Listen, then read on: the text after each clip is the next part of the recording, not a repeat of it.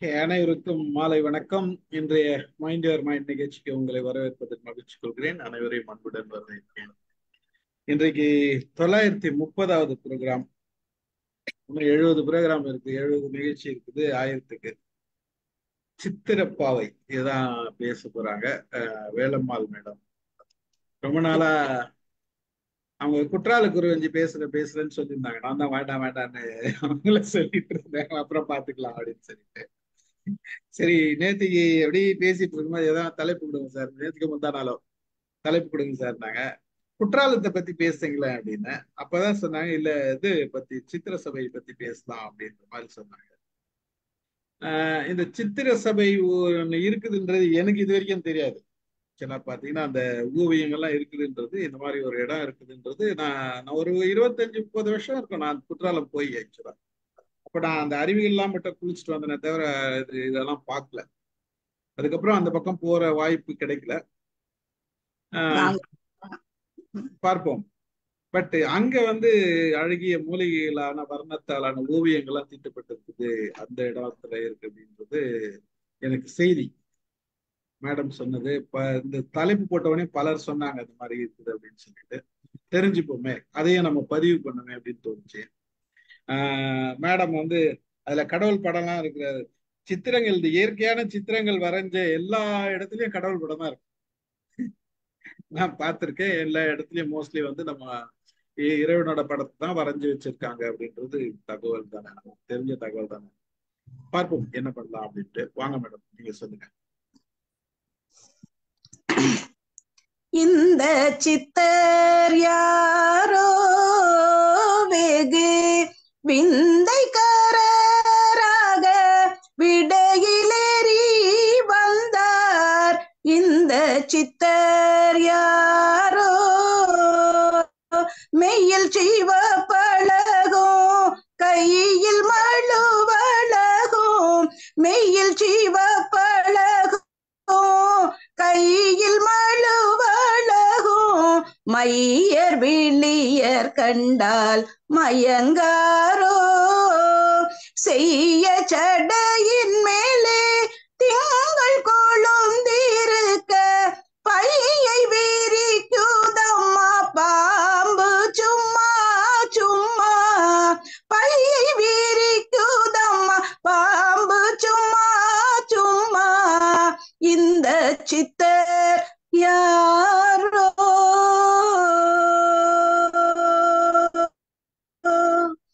அனைவருக்கும் வணக்கம். இந்த சித்தரை பற்றி தான், அந்த சித்தரினுடைய சித்திர சபையை பற்றி பேசுவேன் நான் இங்கு வந்திருக்கிறேன்.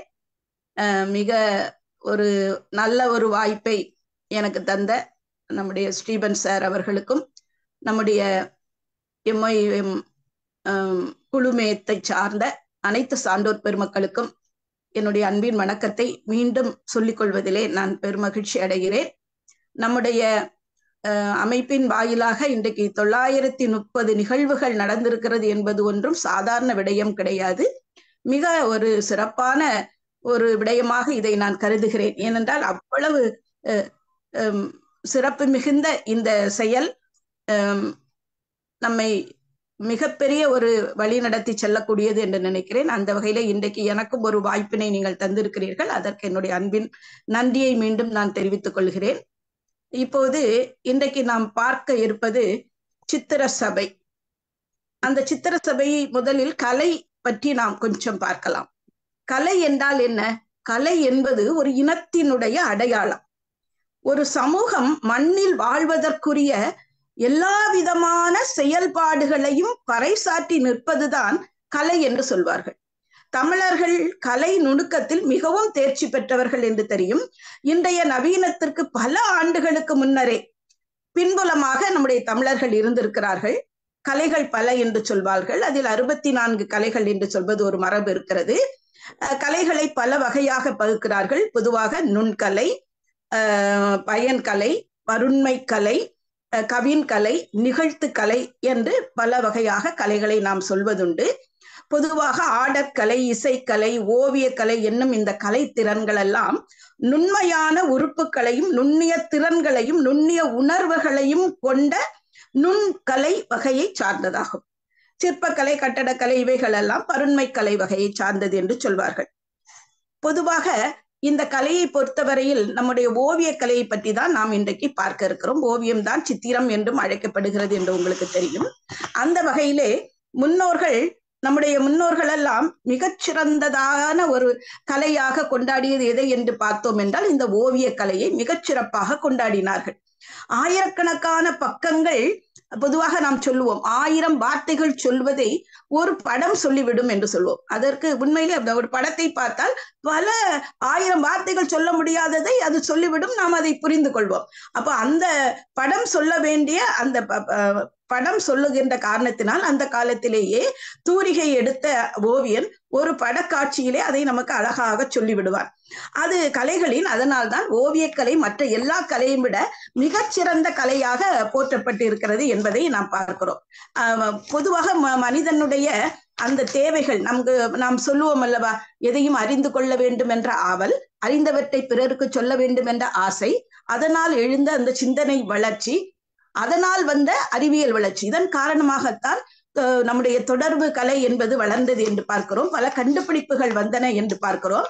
அந்த அடிப்படையிலே நம்முடைய முன்னோர்கள் முதலில் கண்டுபிடித்தது எழுத்துக்களை அல்ல, ஓவியங்களை என்பது உங்களுக்கு தெரியும்.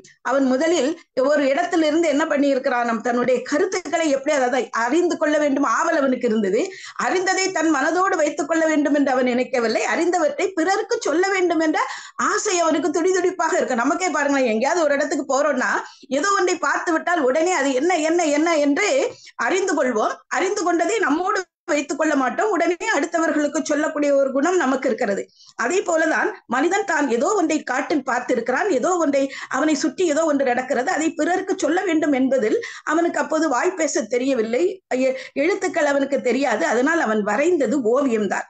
ஆதி மனிதன் தான் வாழ்ந்த அந்த குகைகளில் என்ன செய்தான், பச்சளை சாறு, அவனுக்கு ஒரு இலையை பிழியும் போது அதிலிருந்து ஒரு சாறு வரும், எல்லா இலையில இருந்தும் வரும்.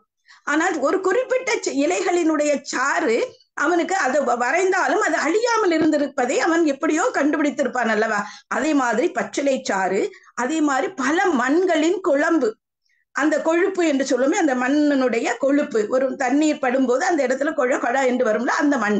அப்ப பச்சிலை சாறு, செம்மண் கொழுப்பு ஆகியவற்றை கொண்டு அவன் தான் கண்ட மிருகங்களின் உருவங்களையும் தான் வேட்டையாடக்கூடிய விதத்தையும் மிக அழகாக தீட்டி வைத்திருக்கிறான்.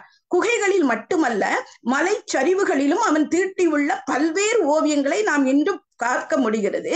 அத்தகைய ஓவியங்கள் இன்றைக்கு கிடைத்திருக்க தகவல் படி நமக்கு எங்கன்னா மத்திய பிரதேசத்தில் உள்ள சிங்கன்பூர் மலைச்சரிவு, மிர்சாபூர், பாந்தா ஆகிய இடங்களில் உள்ள மலைச்சரிவுகளிலும், விந்திய மலைத்தொடரில் உள்ள மகாதேவன் மலையிலும், ஆந்திராவில் உள்ள பெல்லாரி என்ற இடத்திலும், கேரள வயநாட்டில் ஏத்தக்கல் என்ற இடத்திலும், தமிழகத்தில் மல்லப்பாடி, கீழ்வாலை, செத்தாவரை போன்ற இடங்கள் பழங்கால ஓவியத்தை நான் சொல்கிறேன். மிக மிக பழைய காலம். இப்ப தற்கால ஓவியங்கள் நிறைய இருக்கின்றன, ஆனால் இது மிக மிக பழைய காலத்தில் நீங்கள் பார்த்திருக்கலாம்.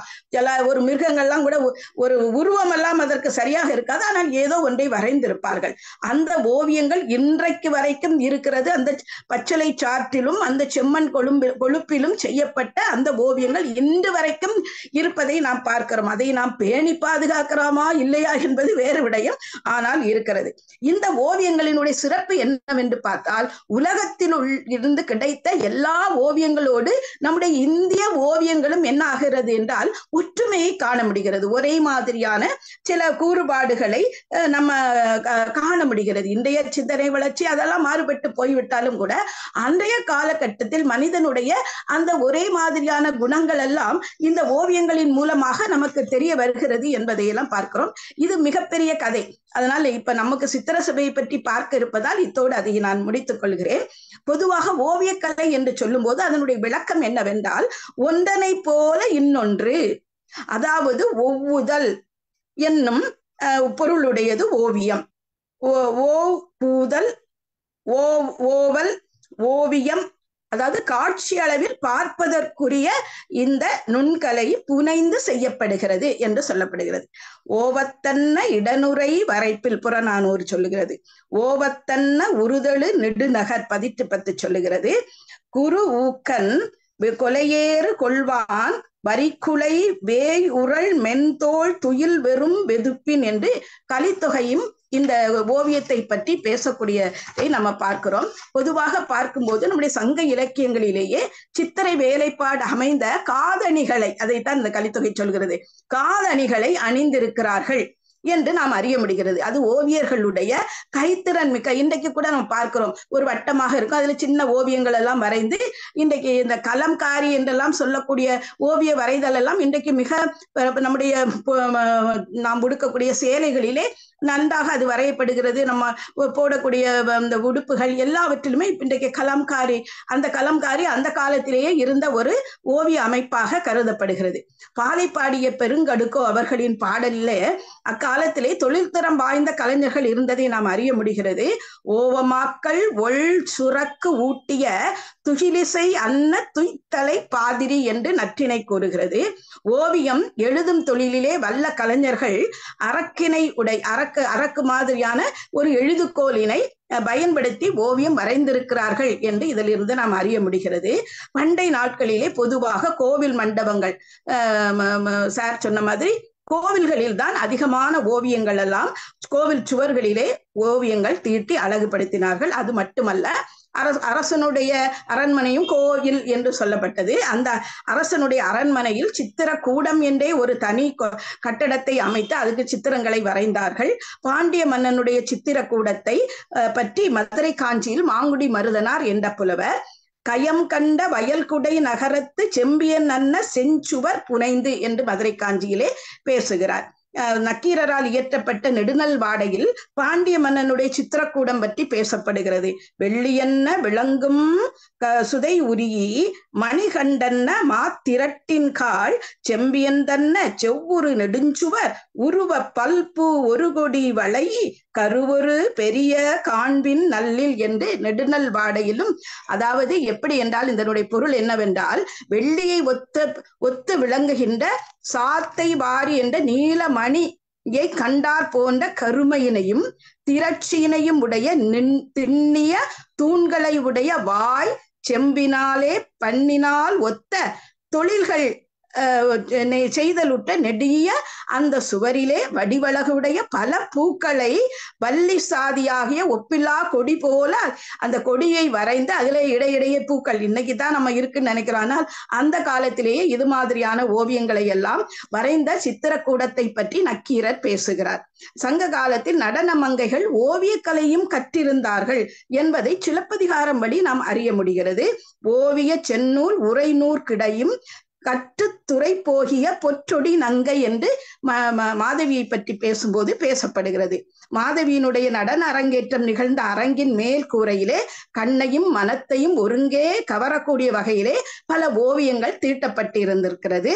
அந்த கூரை ஓவியம் விதானம் என்று அழைக்கப்பட்டது. உலோகங்களாலான கேடயங்களில் கண்ணை கவரும் அந்த ஓவியங்கள் தீட்டப்பட்டிருந்தன என்று சிலப்பதிகாரம் உரைக்கின்றது. காதலன் தான் விரும்பிய பெண்ணை மணக்க முடியாத அந்த சூழ்நிலையில் தன் மீது தான் கொண்ட காதலை வெளிப்படுத்தும் விதமாக உங்களுக்கு தெரியும் அந்த மடல் ஏறுதல்.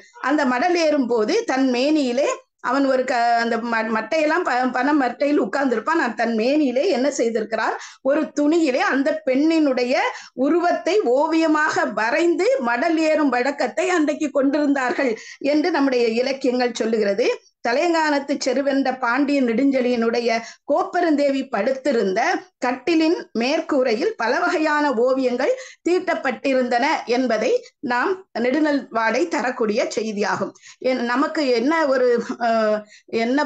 என்ன நடந்தது என்றே தெரியவில்லை. நம்முடைய தமிழ்நாட்டில் பல அரண்மனைகள் நமக்கு கிடைக்கவே இல்லை. அவை அந்த காலத்தில் இருந்த அரண்மனைகள் எல்லாம் தவிர்க்கப்பட்டதா, இடிக்கப்பட்டனவா என்று எதுவும் நமக்கு தெரியவில்லை. ஆனால் அந்த காலத்தில் ஓவியங்கள் வரையப்பட்டிருந்தன என்பதை நம் இலக்கியங்கள் பகருகின்றன. ஆனால் இன்றைக்கும் கேரளாவிற்கு நீங்கள் செல்லும் பொழுது கேரளாவில் உள்ள பத்மநாபரம் அரண்மனை ஆகட்டும், இன்னும் அங்கு இருக்கக்கூடிய சில அரண்மனைகளை கௌடில்ய பேலஸ் என்றெல்லாம் சொல்வார்கள், அங்கெல்லாம் நாம் செல்லும் போது இந்த மாதிரியான சில ஓவியங்களை அங்கு நாம் பார்க்க முடிகிறது. ஓவியங்கள் வரைந்து ஆடை நெய்தல் சங்க காலத்தில் அந்த ஆடையிலே ஓவியங்களை வரையக்கூடிய ஒரு பழக்கம் அந்த காலத்திலே, அந்த இன்றைக்கு கலங்காரி என்று நாம் சொல்லுகிறோமே, அது அந்த காலத்திலேயே இருந்திருக்கிறது என்பது நமக்கு செய்யும். அது இன்றைக்கு போல அன்றைக்கு அவ்வளவு எளிதான காரியம் அல்ல.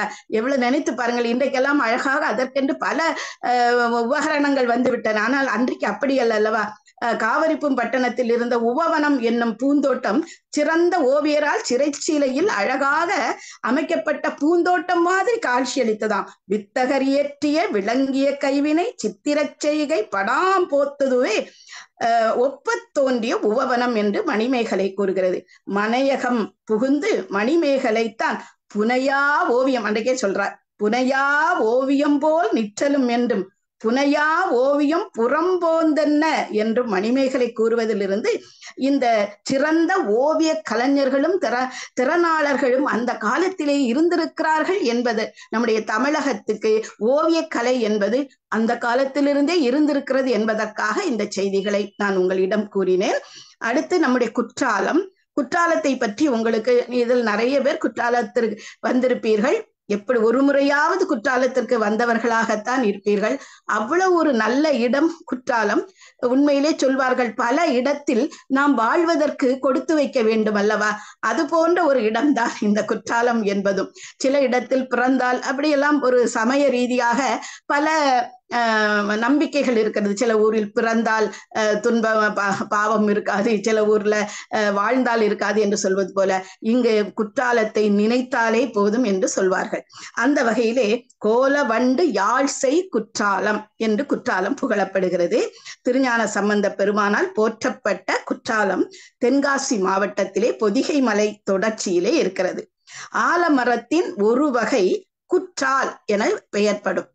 அந்த குறுகிய சிறிய ஆலமரங்கள், ஆல் என்றால் அதுதான், குற்று என்றால் சிறிய, அந்த ஆலமரங்கள் குற்றால மலையில் பழங்காலத்தில் நிறைய ஆலமரங்கள். இன்றைக்கும் நான் என்னுடைய கல்லூரி பராசக்தி மகளிர் கல்லூரி, என்னுடைய சொந்த கல்லூரி தான் அது. சொந்த கல்லூரி என்றால் நான் படித்ததும் வேலை பார்த்ததும் அதற்காக சொல்கிறேன். அந்த கல்லூரியிலே ஒரு ஆலமரம் நிற்கிறது. அந்த ஆலமரத்தை நீங்கள் பார்த்தால் வியந்து போவீர்கள். அவ்வளவு மிகப்பெரிய ஆலமரம். எந்த கேடு வந்த பிறகும் நாங்கள் அந்த ஆலமரத்தை தொடவே இல்லை. அந்த அளவுக்கு மிகப்பெரிய ஆலமரம். விழுதுகள் அப்படியே விழுந்து விழுந்து விழுந்து மிகப்பெரிய பரப்பளவில், அடையாறு ஆலமரம் போல அல்ல, இருந்தாலும் ஓரளவிற்கு அதை போன்ற ஒரு ஆலமரம். மாணவிகள் அதில் அந்த அழகாக அதன் வேர்களில் விளையாடுவார்கள், உட்கார்ந்திருப்பார்கள் ஊஞ்சல் போல. அப்படி ஒரு அற்புதமான ஆலமரம் இருக்கிறது. இது போன்று இப்ப நிறைய ஆலமரங்களை வெட்டி விட்டார்கள், அது வேறு விடயம். இப்படிப்பட்ட குற்றால் என்று சொல்லக்கூடிய குறுகிய சின்ன சின்ன குற்றால் என்று சொல்லக்கூடிய ஆலமரங்கள் நிறைந்த அந்த காலத்தில் இருந்ததால் குறுகிய தாளம் என பெயர் பெற்று பிறகு குற்றாலம் என வழங்கலாயிற்று என்று நான் சொல்லவில்லை, டாக்டர் ராபி சேது பிள்ளை அவர்கள் இதை சொல்லுகிறார்கள். ஆலமரத்தை கடவுள் சூலம் என்று புறநானூறு குறிப்பிடுகிறது. ஆலமரத்தின் அடியில் தெய்வம் இருக்கும் என்று மக்களுக்கு ஒரு நம்பிக்கை அந்த காலத்தில் இருந்திருக்கிறது. சிவபெருமான் கூட ஜனகாதி முனிவர்களுக்கு ஆலமரத்தின் அடியிலிருந்து தத்துவ கருத்துக்களை போதனை செய்தார் என்ற ஒரு தொன்மக்கதையும் இதை பற்றி பேசப்படுகிறது. கை புனைந்து இயற்றா கவின் பெரும் வனப்பான் என்று அவரை பேசுகிறார்கள். பொதுவாகவே இயற்கையை தெய்வமாக கொண்டு வழிபட்டவர்கள் தான் நம்முடைய தமிழ் முன்னோர்கள். ஆலத்தையும் கடவுள் ஆலம் என கொண்டுதான் வழிபட்டார்கள். ஆலமரத்தால் பெயர் பெற்ற ஆலத்தை குற்றாலம் என சொல்லி வழிபடலாயினர். காலப்போக்கில் குற்றால மரத்தின் நிழலில் எழுந்தருளி இருந்த இறைவனை என்ன சொன்னார்கள்? குற்றாலநாதர் என்று சொல்லி வணங்கினார்கள். குற்றாலநாதருக்கு கோயிலும் எழுப்பினார்கள். உங்களுக்கு தெரியும், அது கூட நம்ம பின்னால் ஒரு நாள் பேசலாம். குற்றாலநாதரை பற்றியே நாம் பேசுவதற்கு நிறைய இருக்கிறது. தமிழ் பிறந்த மலைதான் பொதிகை மலை என்று ஒரு பரவலான பேச்சு இருக்கிறது. தாமர தாதுவை சுமந்து வரக்கூடிய தென்றல் காற்று, நம்ம தென்காசி என்றாலே தென்றல் காற்று தான், சாரலும் தென்றல் காற்றும் தான் தென்காசிக்குரியது. குற்றாலத்திற்கு வேற மாதிரி. ஆனால் உண்மையிலேயே சாரல் எங்கு விழும் தெரியுமா? குற்றாலத்தில் விழாது, தென்காசியில் விழும். அந்த சாரல் எப்படி என்று கேட்டீர்கள் என்றால், இப்படி நாம் ஒரு நொடி என்று சொல்லுவோமே, அந்த ஒரு நொடிக்குள் 16 தடவை வெயில், 16 தடவை மழை. இதுதான் உண்மையான சாரல் விழுவது என்பது. அது மே 15 முதல் ஆகஸ்ட் 15 வரை அந்த காலத்தில் இருந்திருக்கிறது. இந்த காலத்தில் அப்படி இருக்கிறதா? அதை பார்ப்பதற்காக நாங்கள் வரவா என்றெல்லாம் நீங்கள் கேட்டீர்கள் என்றால் நிச்சயமாக அதை பார்ப்பது இப்போ அரிதாகிவிட்டது. அப்படி ஒரு 16 தடவை மழையும் 16 தடவை வெயிலும் பார்க்கலை. அப்பப்ப மழை லேசா லேசாக தூறல் விழுந்துட்டு உடனே வெயில் அடிக்கும், கொஞ்சம் இருக்கும். ஆனால் ஒரு காலத்தில் அது இருந்திருக்கிறது. அதுதான் அந்த சாமர தாதுவை சுமந்து வரக்கூடிய அந்த தென்றல் பூங்காற்று அந்த ஊரினை பலரும் இதற்காக புகழ்ந்திருக்கிறார்கள். ஐயா கூட கேட்கிறார்கள், அந்த ஆலமரத்தை நீங்கள் பார்த்திருக்கிறேன், குற்றாலத்திற்கு வாருங்கள், நான் காட்டுகிறேன் உங்களுக்கு. அப்ப அந்த மாதிரி புகழ்ந்திருக்கிறார்கள். இந்த மலை என்று பிறந்தது என்று யாராலும் கணிக்க முடியாத அளவிற்கு பழமை வாய்ந்த மலைதான் பொதிகை மலை என்று சொல்வார்கள். அதற்கு ஒரு தொன்ம கதையும் இருக்கிறது. சிவபெருமான் மலையம்மன் மகளை பார்வதி தேவியை திருமணம் செய்ய 33 கோடி மக்களும், இந்த ஊர்ல உள்ள எல்லா மக்களும் அங்கு செல்ல, உங்களுக்கு தெரியும், அந்த ஐம்புலன்களையும் அடக்கி தவத்தை கொண்ட சித்தர்கள் அனைவரும் இமயத்திலே செல்ல இறைவன் திருமணத்தை அங்கு காணக்கூடி விட்டார்கள். அப்படி போகும்போது வடக்கு தாழ்ந்தது, தெற்கு உயர்ந்தது. உயர்ந்த காலத்தை இரண்டையும் சமன் செய்வதற்காக அகத்திய முனிவரை அழைத்து அங்கு செல்லுங்கள், நான் உங்களுக்கு அங்கு திருமண காட்சியை காட்டுகிறேன் என்று சொன்னதாகவும், பாவநாசத்தில் அந்த காட்சியை காட்டியதாகவும் ஒரு தொன்ம கதை இருக்கிறது. இந்த கதையை விடவும் நமக்கு என்ன முக்கியம் என்றால், வாழையடி வாழையாக இந்த தொன்ம கதை மக்களிடையே வழங்கி வருகிறது. இந்த வரலாற்று உண்மை நமக்கு, இது வரலாற்று உண்மையா இதெல்லாம் நமக்கு தெரியாது. ஆனால் இது என்ன உணர்த்துகிறது என்றால், பொதிகை மலை அனாதி காலமாக இருக்கிறது என்பதை நமக்கு உணர்த்துகிறது. அதை மட்டும் நாம் தெரிந்து கொண்டால் போதும். மனிதன் முதலியாக தோன்றிய இடம் குமரிக்கண்டம் என்று சொல்வார்களும் உண்டு. இந்த பொதிகை மலையே என்று மொழி ஞாயிறு தேவநேய பாவாணர் அவர்கள் சொல்லுகிறார்கள். ஒவ்வொருவருக்கும் ஒவ்வொரு இடம்ல இந்த மலையில்தான் மனிதன் தோன்றியதாக கூட அவர் சொல்லுகிறார். பொதிகை மலையின் தொடர்ச்சி தான் தென் திசை நோக்கி உயர்ந்து பறந்து தோரணமலை என்று ஒரு மலை இருக்கிறது. அது ஒரு முருகன் கோவில் இப்போது இருந்தாலும், அந்த மலைக்கு தயவு செய்து நீங்கள் ஒரு தடவை நீங்கள் குற்றாலத்துக்கு எல்லாரும் வர வேண்டும். அந்த தோரணமலையை நாம் ஏறி செல்ல வேண்டும். கிட்டத்தட்ட 1000 படிகள், ஆனால் ஏறி விடலாம். அங்கு சுனைகள் இருக்கின்றன, தண்ணீர் சுனைகள் கண் போலவே இருக்கும். அப்படிப்பட்ட சின்ன சின்ன சின்ன சின்ன சுனைகள் ஏராளமாக இருக்கிறது. தேனும் இனிய தண்ணீர் அந்த சுனைகளில் இருக்கின்றது. அதில் ஒரு சின்ன முருகன் கோவில். அது இப்ப இன்றைக்கு முருகன் கோவில் அது இன்றைக்கு வேற மாதிரி பெருமைப்படுத்தி விட்டார்கள். ஆனால் அந்த காலத்தில் அவ்வளவு அற்புதமான இடமாக அந்த தோரணமலை மிக உச்சியிலே அந்த மலை இருக்கிறது. அதையெல்லாம் நாம் பார்க்க வேண்டும். அதற்காக நான் சொல்கிறேன், பழமையான மலை. அந்த தோரணமலையை கடந்து குற்றால மலை நமக்கு காட்சி தருகிறது. இந்த மலை யானை மலை என்றும் அழைக்கப்படுகிறது. நம்ம மதுரையிலிருந்து வரும்போது பாத்தீங்கன்னா யானை மலையும் யானை படுத்திருப்பது போலே இருக்கும் பாத்தீங்களா? அதே மாதிரி இந்த மலையும் யானை மலை என்று அழைக்கப்படுகிறது. முதலிலே நான் சொன்னது போல குற்றாலமலை பெயர் காரணமாக பல கருத்துக்கள் இருந்தாலும், ஆலின் வகைகளில் ஒன்றான அந்த ஆலவற்றி சிறால், அந்த ஆள் அதை வைத்துதான் குற்றாலம் என்று பெயராக வந்திருக்கக்கூடும் என்று பல அறிஞர்கள் கருதுகிறார்கள். குற்றாலம் என்பதற்கு சில தத்துவ ரீதியாகவும் சில விளக்கங்கள் பொதுவாக தருவார்கள் அல்லவா? கூ என்றால் பூமி, தாளம் என்றால் பிறவி பிடியை தீர்ப்பது என்று பொருள். அப்ப குற்றாலம் என்ற பெயரை பெற்றது என்றும் அதை சொல்வார்கள். அத்தி மரங்கள் அடர்ந்த ஒரு வனம். இங்க அத்தி மரம் இப்பவும் இருக்கிறது. ஒரு சில இடத்தில் நானே பார்த்திருக்கிறேன். அத்தி மரங்கள் அடர்ந்த வனமாக இருப்பதாலும் குற்றாலம் என்று அழைக்கப்பட்டது என்றும் சொல்லுக பல கருத்துக்கள் இருக்கிறது. அத்தி மரங்கள் அடர்ந்து காணப்படுகிறது. அப்ப தத்துவ ரீதியாக வினையை நீக்கி பிறப்பை நீக்கக்கூடிய ஒரு தலம் குற்றாலம் என்று சொல்லப்படுகிறது. அதாவது இந்த கூ என்றால் பாவம், காலம் என்றால் தீயின் நாக்கு, இதுவே குத்தாலம் ஆயிட்டும் என்றும் சொல்லுகிறார்கள். இப்படி நிறைய இதற்கு பெயர் இருக்கிற குற்றாலம் தென்காசி மாவட்டம், தென்காசி ஊருக்கு தென்மேற்கு 5 கிலோமீட்டர் தொலைவிலே இந்த மலை இருக்கிறது. குற்றால மலையிலே பல அருவிகள் உண்டு. அருவிகளை பற்றி இனி ஒரு நாள் நாம் தனியாக பேசலாம். அங்க குற்றாலத்தில் மிக புகழ் பெற்றது இந்த குற்றாலநாதர் கோவில். இந்த கோவிலை காண்பதற்குத்தான் அந்த காலத்திலே மாணிக்க வாசகர் வந்திருக்கிறார், அப்ப திருநாவுக்கரசர் வந்திருக்கிறார், திருஞான சம்பந்தர் வந்திருக்கிறார், பட்டினத்தார் வந்திருக்கிறார், அருணகிரிநாதர் வந்திருக்கிறார். நிறைய சித்தர்களும் பக்தர்களும் வந்து வணங்கி சென்ற பூமிதான் குற்றாலநாதர் குடியிருக்கக்கூடிய இந்த குற்றாலம். அதாவது நெடும் காலமாகவே இந்த கோவில் பழமையான கோவில்களுள் குற்றாலநாதர் கோவிலும் ஒன்று. தமிழகத்திலும் பிற இடங்களிலும் பாடப்பட்ட திருக்கோயில்கள் 275. அதில் பாண்டிய நாட்டு திருத்தலங்கள் 14. அதில் 14இல் ஒன்று திருக்குற்றாலம் என்று புகழப்படுகிறது. குற்றால திருக்கோவில் கிழக்கு முகமாக, அதை வியப்பாக இருக்கும். நீங்கள் மேல அந்த அருவிக்கு போறதுக்கு மேல வெளியில போவீங்கல்ல, அந்த மேல நின்று கீழே அந்த குற்றாலநாதர் கோவில பாத்தீங்கன்னா சங்கு வடிவமாக இருக்கும். அது சங்கு வடிவமாக இருக்கும். இலக்கியங்களாலும் வரலாற்று சிறப்புகளாலும் புகழ் பெற்றது இந்த கோவில். இந்த கோவிலுக்குன்னு ஒரு வரலாறு இருக்கு, அதையும் நான் இப்போது சொல்ல விரும்பவில்லை. அந்த அறிவிகள் கதையை சொல்லும் போது அதையும் நாம் சேர்த்து சொல்லலாம். அங்கு இருக்கக்கூடிய தெய்வத்தின் பெயர் தான் குறும்பலா ஈசர். பலா மரத்தின், இப்போ பாத்தீங்கன்னா முந்தா நாள் கோவிலுக்கு போயிருந்தேன், ஒரு 100 பலா அந்த அந்த சின்ன மரத்துல பாத்தீங்கன்னா முதல் தாய் மரம் விழுந்து விட்டது, இப்ப வேற மரம் அதில் முளைத்து வந்திருக்கிறது. அந்த மரத்துல இவ்வளவு சின்ன இவ்வளவு சைஸ்ல தான் இருக்குது. 100 கனிகளாவது இருக்கும் என்றுதான் நினைக்கிறேன். வேரிலே பழுத்த பலா என்று பாரதிதாசன் பாடுவாரு, அது மாதிரி வேரில் பழுத்து கிடக்கிறது. இன்னும் அது யாருக்காவது குத்தகைக்கு விட்டுருப்பாங்க, அது தொடல யாரும், அப்படி உள்ள அது ஒரு கட்டி வச்சிருக்க என்ற காரணத்தினால் அது அப்படியே இருக்கிறது. அவ்வளவு அழகாக இருக்கிறது அந்த குறும்பலா. அந்த பலாவு மரத்துக்கு கீழே தான் அந்த உண்மையான அந்த ஈசர் உட்கார்ந்து காட்சி தருகிறார். இறைவியினுடைய பெயர் குழல்வாயுமொழி அம்மை பராசக்தி பீடம். அதுதான் இங்கு மிகவும் புகழ் வாய்ந்தது. பல பீடங்கள், பராசக்தி பீடங்களில் பல பீடங்கள் உண்டு. அதில் 64 பீடங்கள் சொல்வார்கள். அதில் ஒன்று நம்ம பராசக்தி பீடம்.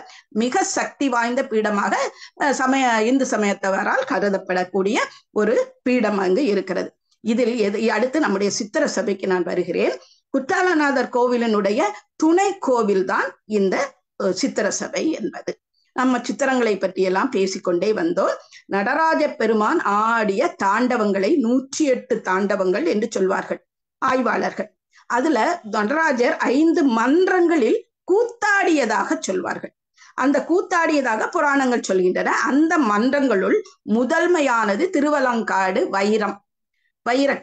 அங்க பாத்தீங்கன்னா அந்த திருவிழாங்கட்டுல வைரம் இருக்கும். அந்த அந்த கூரையில பாத்தீங்கன்னா வைரம் பதிக்கப்பட்டு இருக்கிறோம்.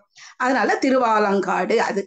அடுத்தது பொன்னம்பலம் என்று போற்றப்படக்கூடிய சிதம்பரம், பொன் ஓடுகளால் வேயப்பட்டிருக்கும் சிதம்பரம். அடுத்தது வெள்ளியம்பலம் என்று புகழப்படக்கூடிய மதுரை, வெள்ளியால் ஓதப்பட்டிருக்கும் பார்த்திருப்பீர்கள். அடுத்தது தாமிர சபை திருநெல்வேலி நெல்லையப்பர் கோவிலை பார்த்திருப்பீங்க. ஒரு தாமர சபை தாமரத்தால் பதியப்பட்டிருக்கும். அந்த காலத்திலே ஒருங்கிணைந்த திருநெல்வேலி மாவட்டத்திலே 2 சபைகள் இருந்தது, பெருமைக்குரியது. என குற்றாலமும் அப்போது திருநெல்வேலி மாவட்டத்துக்கு கீழ்தான் இருந்ததால் அங்கு சித்திர சபை. இது பொதுவாக திருவாலங்காட்டை மூத்த கோவில் என்று சொல்வார்கள்.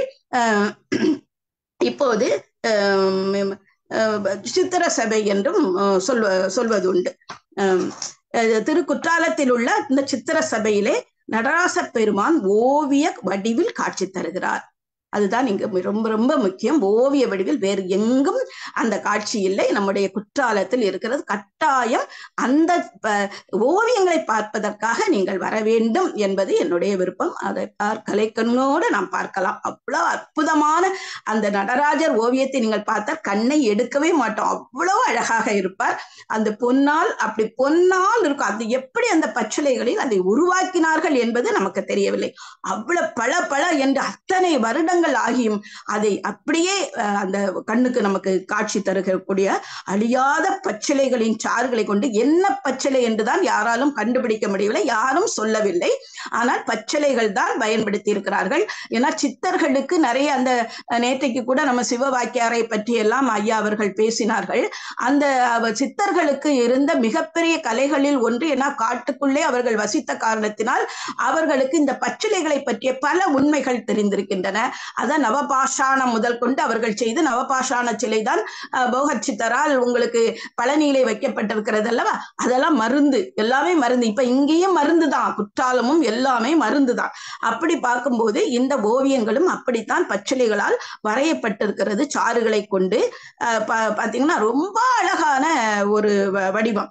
இத என்ன அப்படி சொல்றாங்கன்னா, இந்த புராண கதைப்படி இறைவனுடைய நடன காட்சியிலே மகிழ்ந்த பிரம்மா அதை சித்திரமாக இங்கு பிரம்மாவே வரைந்தார் என்றெல்லாம் சொல்லுகிறார்கள். அதெல்லாம் இது பிற்காலத்தில் வந்த கோவில் தான். அதனால் நாம் அதை பற்றி நாம் நினைக்க வேண்டாம். ஆனால் எதற்கும் ஒரு தொன்ம கதை இருக்கும் இல்லையா. பிரம்மர், அகத்தியர் போன்றோருக்கு ஓவிய வடிவாக வந்து இறைவன் காட்சி கொடுக்க வேண்டும் என்றால் அவருக்கு காட்சி கொடுப்பேன் என்று சொல்லியிருந்தா இங்க ஓவிய வடிவாக காட்சி கொடுத்தார் என்பது ஒரு தொன்ம கதை. இந்த சபை நீண்ட நெடுங்காலத்திற்கு முன்பே இருந்த போதிலும் கூட, ரொம்ப காலமாகவே இருந்த போதிலும் கூட, இதனை புதுப்பித்த மன்னன் யார் என்று கேட்டால் இது நாயக்கர் கால ஓவியங்களாகத்தான் கொள்ளப்படுகிறது. ஆராய்ச்சியாளர்கள் கருத்துப்படி நாயக்கர் கால ஓவியங்கள் தான். இதனை புதுப்பித்தவன் யார் என்று கேட்டீங்கன்னா வந்து காசி கண்ட பராக்கிரம பாண்டியன், அவன் தான் இதை புதுப்பித்திருக்கிறான். இந்த மன்னன் சித்திரசபை முகட்டில் ஓடு வேய்ந்திருக்கிறான். இவனை தமிழ் பாண்டியன் என்று சிறப்பித்து பேசுகிறார்கள். இந்த சபைக்கு இவர் மட்டுமல்லாமல் பிறகு வடகரை என்ற ஊரை ஆட்சி செய்த செம்புலி சின்னந்தா தேவர் என்பவரும் ராஜகோபால் தேவர் என்பவரும் திருப்பணி செய்திருக்கிறார்கள்.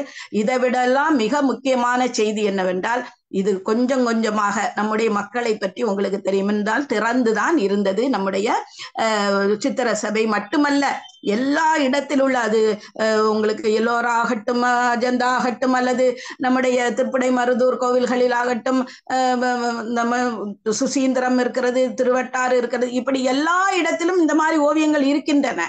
ஆனால் இந்த நடராஜர் காட்சியளிப்பது இங்கு இந்த சித்திர சபை, அதுதான் முக்கியம். இந்த ஓவியங்களை எல்லாம் நம்முடைய மக்களுக்கு என்றைக்காவது பிற நாட்டவர்களை போல நமக்கு அந்த அருமை தெரிந்திருக்கிறதா என்று நினைத்து பாருங்கள், தெரியாது. நம்ம என்ன செய்வோம், அவர்களெல்லாம் பொக்கிஷமாக பழைய ஓவியங்களாகட்டும் பழம் பொருட்களை ஆகட்டும் மியூசியம் என்ற பெயரிலே அவர்கள் வைத்திருக்கிறார்கள். அங்கு நாம் என்ன செய்து கொண்டிருக்கிறோம், இங்கு அவர் மேலதான் நம்முடைய காதலன் காதலி பேரையெல்லாம் எழுதி வைப்போம். அப்படி அந்த ஒரு எதையாவது வைத்து கிறுக்குவோம். இப்படியெல்லாம் கரிக்கொட்டையை கொண்டு எழுதுவது ஐயையோ கொஞ்சம் நஞ்சம் அல்ல. அப்படித்தான் குற்றாலத்து ஓவியங்களையும் கொஞ்சம் சிதிலப்படுத்தி விட்டார்கள். அந்த இறைவன் ஓவியம் மட்டும் உள்ளே பத்திரமாக இருந்ததால் அது தப்பித்து விட்டது. மற்ற பின்னால் இருந்த ஓவியங்கள் எல்லாம் இப்படி சிதைய ஆரம்பிக்கும் போது நல்ல வேளையாக கொஞ்ச காலத்திற்கு முன்னால், ஒரு 2-4 வருடங்களுக்கு முன்னால் ஓவியர் சந்துருவை பற்றி உங்களுக்கு தெரியும்.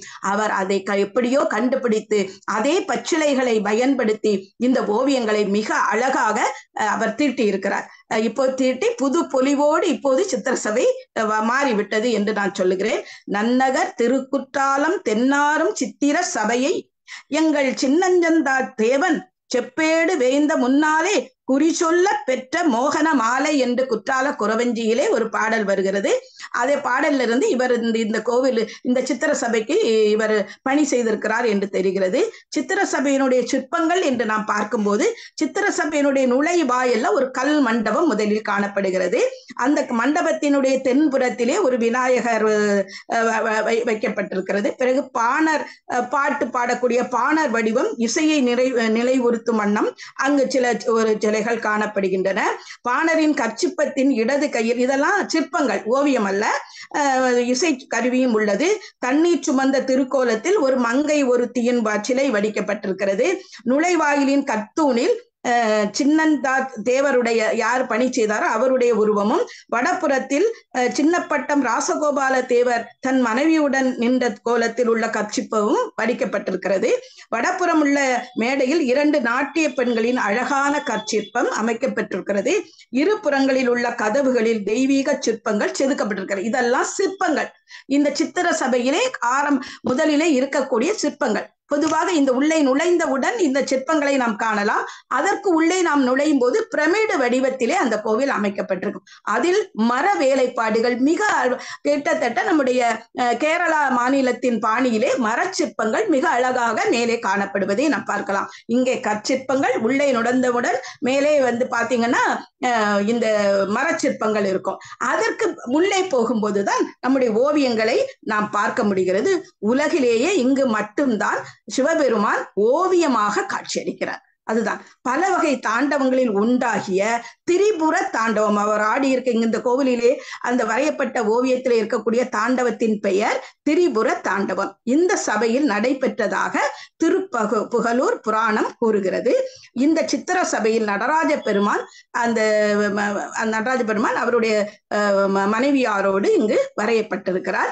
சித்திர சபையின் உள் சுற்றிலே என்ன இருக்கிறது என்றால், வள்ளி தெய்வ யானையுடன் முருகப்பெருமானுடைய உருவம், தடாதகை பேராட்டி, சோமசுந்தர கடவுள், திருச்செந்தூர் முருகன், 8 துர்க்கையம்மன்கள், வாலி சம்ஹாரம், அக்னி வீரபத்திரர், இது எல்லாமே ஓவியம். நான் சொல்வதெல்லாமே கஜேந்திர மோட்சம், வற்றாத வட அருவி, செண்பகாதேவி அருவி, தேன் அருவி, மதுரை சோமசுந்தர கடவுளின் 64 திருவிளையாடல்கள் ஆகியனவும் வரையப்பட்டிருக்கின்றன. இது தவிர மேற்பகுதியிலே குற்றாலநாதர் மற்றும் குழல்வாய்மொழி அம்மன் சிவபெருமானின் பல்வேறு திருவுருவங்கள், வடக்கு பக்கமாக கைலாசபதியாக கால் மாறி நடமாடக்கூடிய நடராசர், ஸ்ரீ பத்மநாப சுவாமிகளும் இருக்குதுங்க. சைவ கோவிலாக இருந்தாலும் வைணவ தெய்வமும் இங்க இருக்கிறது. ஸ்ரீ பத்மநாப சுவாமி, இரணிய சம்ஹாரம், ராமர் பட்டாபிஷேகம், அஷ்ட பைரவர் திருக்கோலம், மேற்கு நோக்கி திருவிலஞ்சி குமாரன், கால பைரவர், தேவார நால்வர், சனி பகவான் ஆகிய ஓவியங்களும் மூலிகை சாற்றில் மிக அழகாக வரையப்பட்டிருப்பது கண்கொள்ளா காட்சியாக இங்கு காட்சியளிக்கிறது.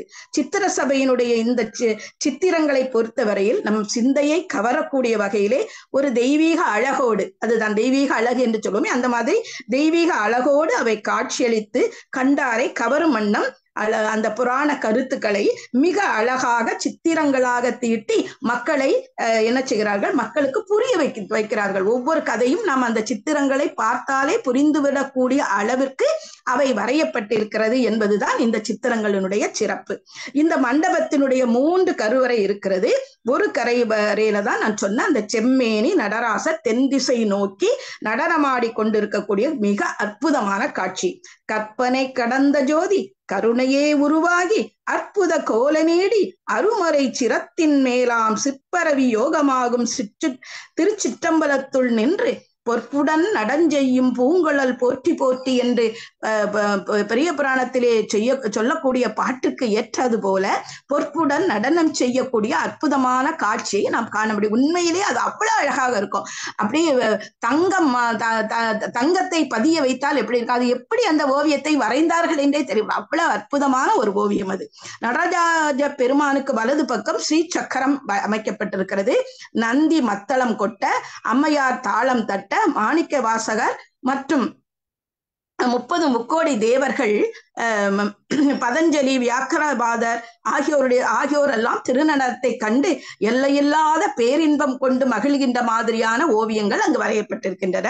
கருவறைக்கு முன்னர் உள்ள மண்டபத்தில் ஸ்ரீனிவாச பெருமாள், குற்றாலம் கோயில் வரலாறு, நெல்லையப்பர் மற்றும் காந்திமதி அம்மாள், ராமநாத சுவாமி மற்றும் பர்வதவர்த்தினி, முருகப்பெருமான் பல்வேறு திருக்கோலங்களுடன் மதுரை சுக்கநாதர் மீனாட்சி வரலாறு, தடாதகை பிராட்டி உதித்து வருதல், முகட்டில் பல்வேறு மரச்சிற்பங்கள், நான் முதல்ல சொன்ன மாதிரி அந்த மாதிரி எல்லாம் உள்ளத்தை கொள்ளை கொள்ள வேண்ட அளவிற்கு வெளிப்பிரகாரத்தில் தென்பகுதியில் நந்தி மத்தளம் கொட்டுகிறது.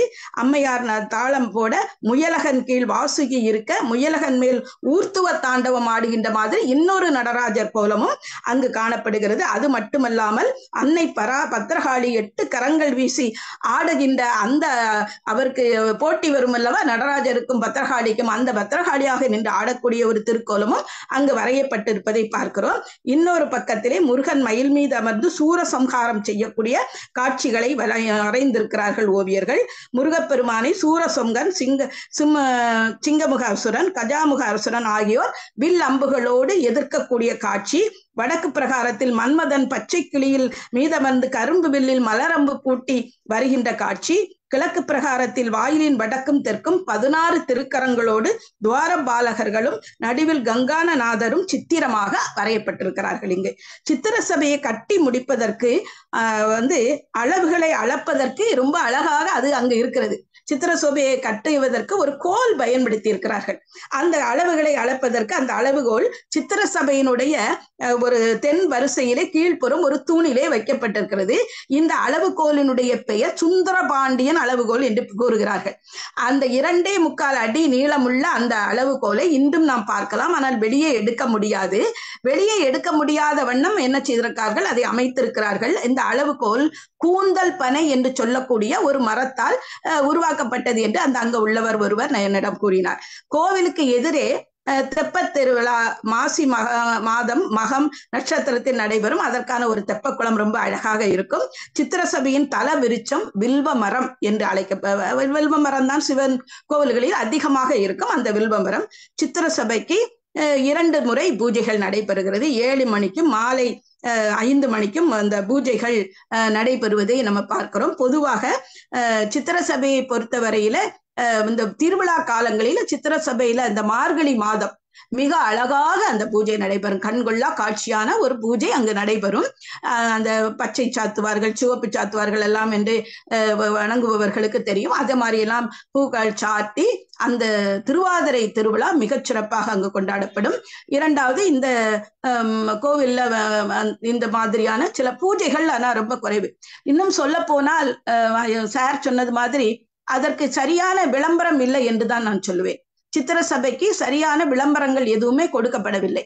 அந்த விளம்பரங்கள் கொடுக்கப்படாத காரணத்தினால் என்ன ஆகும் என்றால் அவர்களால் அங்கு சென்று பார்க்க முடியாது. யாருமே அதை உணர்ந்து யாருக்காவது இப்ப சொல்லுவாங்க அங்க சித்திர சபை இருக்கு போய் பார்த்துட்டு வாங்கன்னு தான். அதற்கு சரியான ஒரு வழிகாட்டதோ ஒரு போர்டெல்லாம் வச்சு இப்ப ஏதோ ஒண்ணு வைத்திருக்கிறார்கள். அதை பிரபலப்படுத்தவே இல்லை. எனக்கு ஆச்சரியமாக இருக்கிறது அதுதான். இவ்வளவு அற்புதமான, அதை தெய்வாம்சம் என்றெல்லாம் நாம் கருத வேண்டாம், ஆனால் இவ்வளவு கலை நுணுக்கத்தோடு நம்முடைய முன்னோர்கள் இந்த சித்திரங்களை வரைந்திருக்கிறார்கள். அந்த வரைந்த சித்திரங்களை நாம் அதை கெடுக்காமல் இருக்கலாம், அதை நிறைய பேர் பார்க்கலாம். அதனால் நம்முடைய வருமானம் கூட கூடும். அதற்கு ஒரு முன்னால இடையில் அதுக்கு எதற்கோ ரூபாய் எல்லாம் வைத்திருந்தார்கள் உள்ளே சென்று பார்ப்பதற்கு. பிறகு அதை சிலர் எதிர்த்தார்கள். இது கோவிலுக்கு எதற்கு அப்படி என்றெல்லாம் சொல்லி அது இப்போ ஏதோ தடுக்கப்பட்டிருக்கிறது என்று நினைக்கிறேன். அல்லாது தொல்பொருள் கீழே அதை கொண்டு செல்லவில்லை. இன்னும் அது கோவில் கீழே தான் இருக்கிறது. குற்றாலம் கோவிலுக்கு கீழே தான் அந்த சித்திர சபை இயங்கி கொண்டிருக்கிறது. திருவிழாக்கள்லாம் மிகச் சிறப்பாக அங்கு நடைபெறுகிறது. அதில் எல்லாம் மாற்று கருத்தில்லை. உள்ளூர் வாசிகள் கூட அதை சரியாக சென்று தரிசிப்பதில்லை. அதுதான் உண்மை.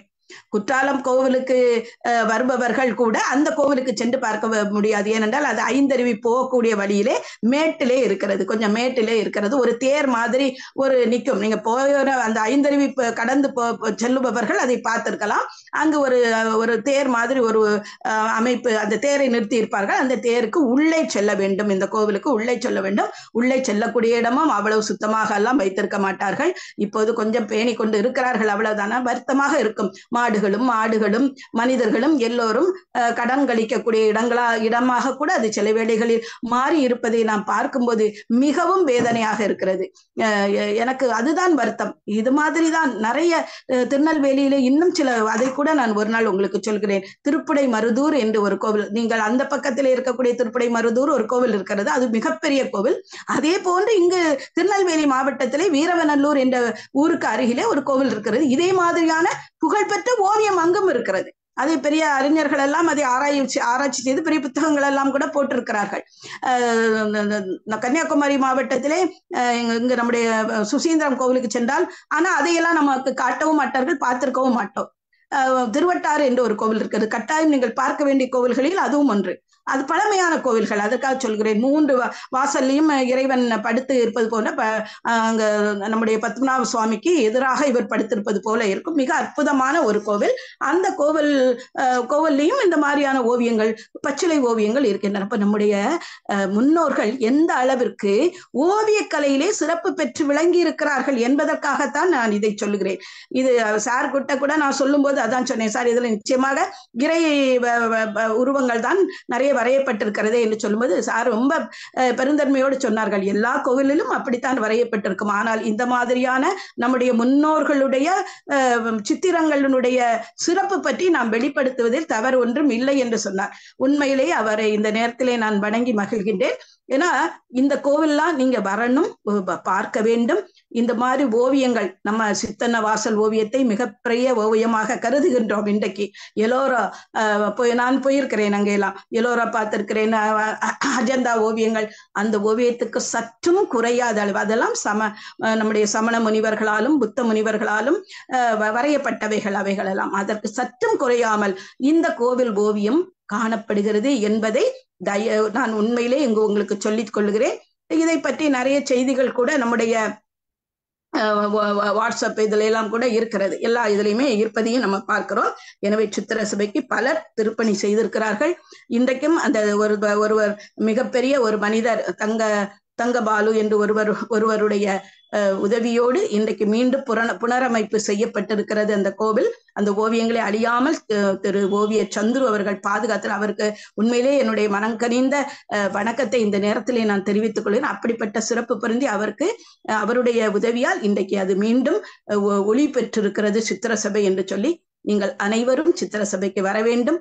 இந்த அப்படிப்பட்ட ஒரு நல்ல ஒரு தலைப்பிலே நான் பேசுவதற்கு வாய்ப்பளித்த நம்முடைய எம்ஐஎம் குழுவினர் அனைவருக்கும், குறிப்பாக நம்முடைய ஸ்ரீபன் சார் அவர்களுக்கு என்னுடைய மனங்கனிந்த நன்றியையும் வாழ்த்துக்களையும் வணக்கத்தையும் சொல்லி அன்போடு உங்களிடமிருந்து விடைபெறுகிறேன். நன்றி, வணக்கம்.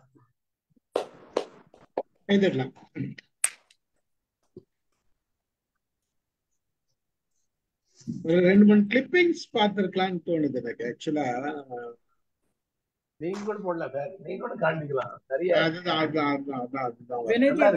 நினைச்சேன், கொஞ்சம் நேரம் இல்லைன்னா நான் அதை கூட உங்களுக்கு இது பண்ணலாம்னு நினைச்சேன். ஆமா, நான் நேரவே போய் போட்டோ ஸ்டார்டிங்ல இடைக்கல் அந்த நாங்க போயிட்டு வந்தோம் லாஸ்ட் இயர் வயநாடு, அததான் போட போறேன்னு நினைக்கிறேன். இதுதானே மேடம்? ஆமா சார், இந்த ஓவியம் தான், இதுதான் இந்த நடராஜர் சொன்ன தங்க உருவத்தில் இதுதான் சார். அதெல்லாம் வந்து எல்லாமே அதுதான். ஆமா, அங்க இருக்கக்கூடியதுதான் எல்லாமே. அந்த இடைக்கல் இதுன்னு போனோம் இல்லையா, நாங்க அது சொன்னோம் இல்லையா உங்ககிட்ட, நீங்க சொன்னீங்க இல்ல இடைக்கல் அப்படின்னு சொல்லிட்டு, அங்க நாங்க ஒரு சில போட்டோங்கள் அந்த எழுத்துக்கள், அந்த கிறுக்கி இருந்த எழுத்துக்கள்லாம் நாங்க போட்டோ எடுத்துக்கோம் அங்க. அந்த இதுல வந்து அந்த குகையில வயநாடு பக்கம் வாழ்ந்த இடம், தற்கால மனிதர்கள் வாழ்ந்த இடத்துல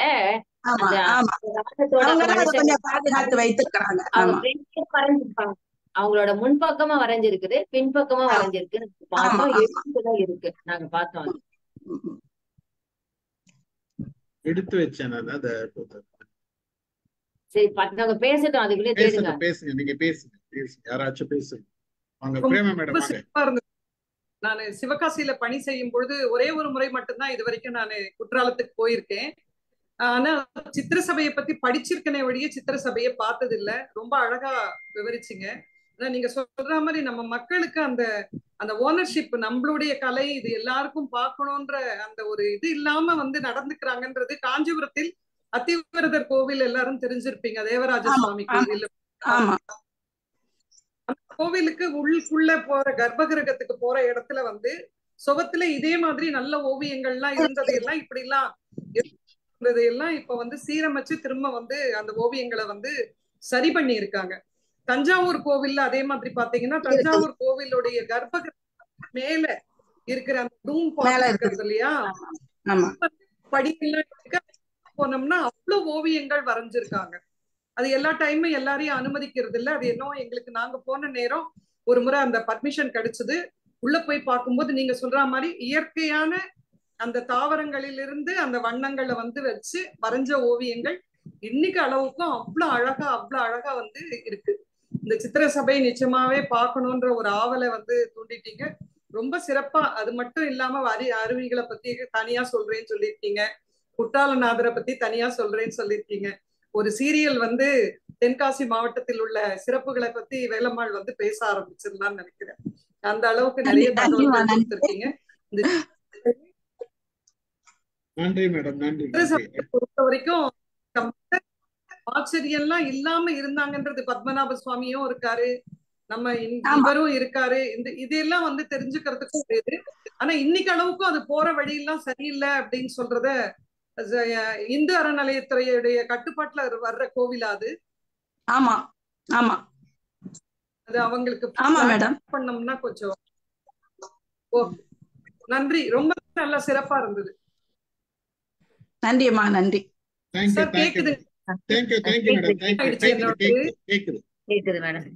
நாங்க பேசுறது கேக்குதா உங்களுக்கு?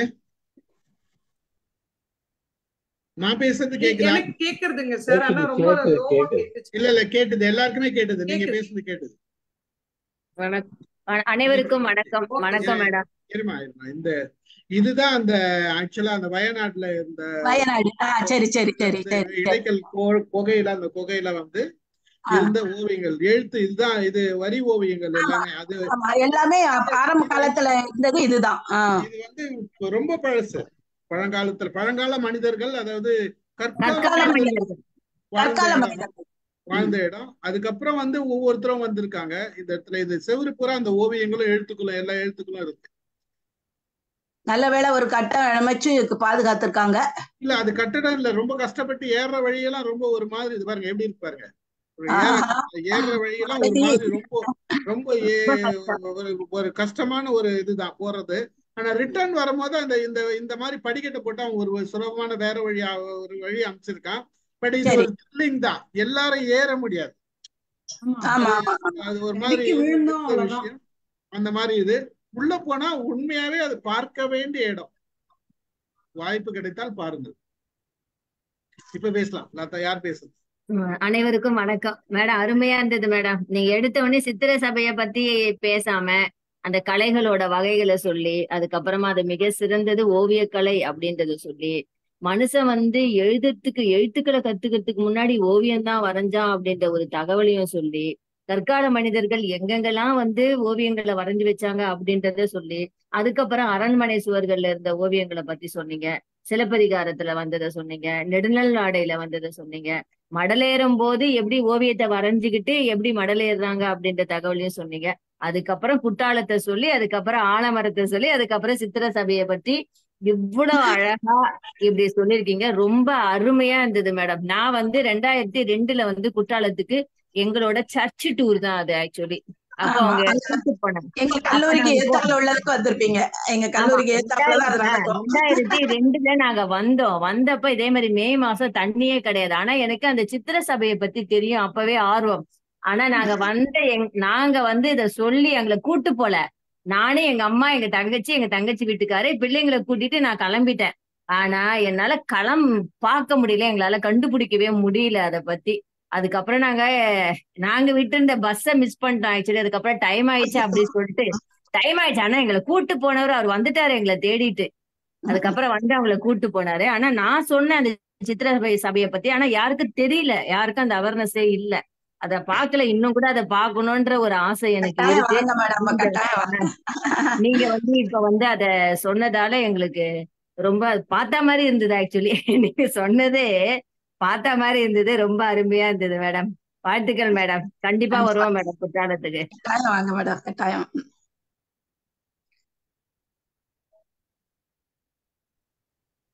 இந்த இடத்துல இந்த புகை சொல்றேனே, அது இப்படிதான் இருந்தது. இன்னும் அந்த இதுல ஒரு சில இடத்துல ஏற முடியல. சார் கை கொடுத்துதான் ஏறினது. அவ்வளவு ரொம்ப கஷ்டம் ஏறுறது கல்லு. பரவாயில்ல, இவ்வளவு ரிஸ்க் எடுத்து போயிருக்கீங்க. நிறைய இடங்கள் இருக்கு, பார்க்க வேண்டிய இடங்கள் நிறைய இருக்குது. அதாவது நம்மளை சுத்தியே ரொம்ப தூரம் எல்லாம் போவானா, நம்ம இருக்கிற இடத்திலே தமிழ்நாட்டிலே நிறைய இடங்கள் இருக்கு, பார்க்க வேண்டிய இடங்கள். அதுல இது ஒரு இடமும் கூட. வாங்க வினேந்திரன் சார், பேசுறீங்களா? வாங்க. ரொம்ப மகிழ்ச்சி. நம்ம மாலதி மேடம் சொன்னது மாதிரி ஆரம்பத்திலேயே தொடக்கத்திலேயே நிறைய இலக்கிய சான்றுகள் சொல்லி ரொம்ப அழகா பண்ணாங்க. நான் 30 ஆண்டுகளுக்கு முன்னாடி நான் போனேன், மறுபடியும் 2 தடவை போயிருக்கேன். அப்பவும் நல்லா அந்த நடராஜர் சிலை ரொம்ப நல்லா இருந்தது. எனக்கு போன அந்த சிற்பம். இப்ப நீங்க வார்த்தைகளை சொன்னத ஒரு படத்தோட சொல்லியிருந்தா நல்லா இருந்திருக்கும். இல்லாட்டியும் இப்ப எல்லாருக்கும் தேடுறதுக்கு வாய்ப்பு இருக்கிறதுனால ஒரு நண்பர்களை தேடி பார்க்கறதுக்கு நீங்க இப்ப ஒரு ஆவலை கொடுத்துருக்கீங்க. அந்த வகையிலையும் உங்களை பாராட்டணும்.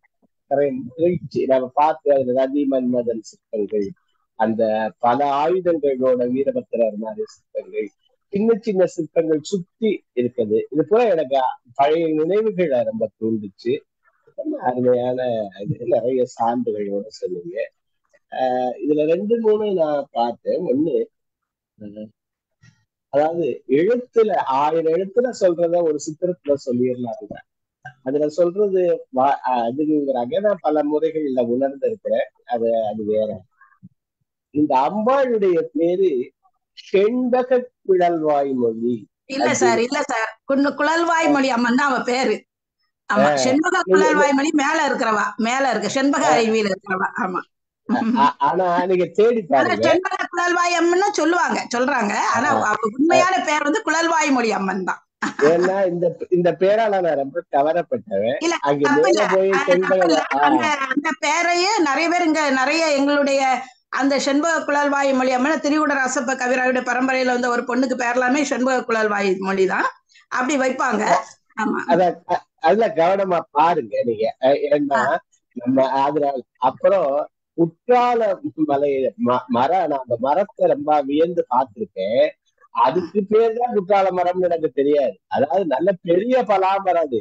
அது ஒண்ணு குட்டையானா இல்ல. நான் கேட்டது என்னன்னா, மலை மேல குட்டையான மரம் இல்ல, அதுக்கு குட்டைன்னு பேர் இல்ல சார், குற்று.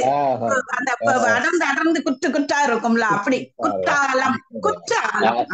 அது நல்ல செய்தி.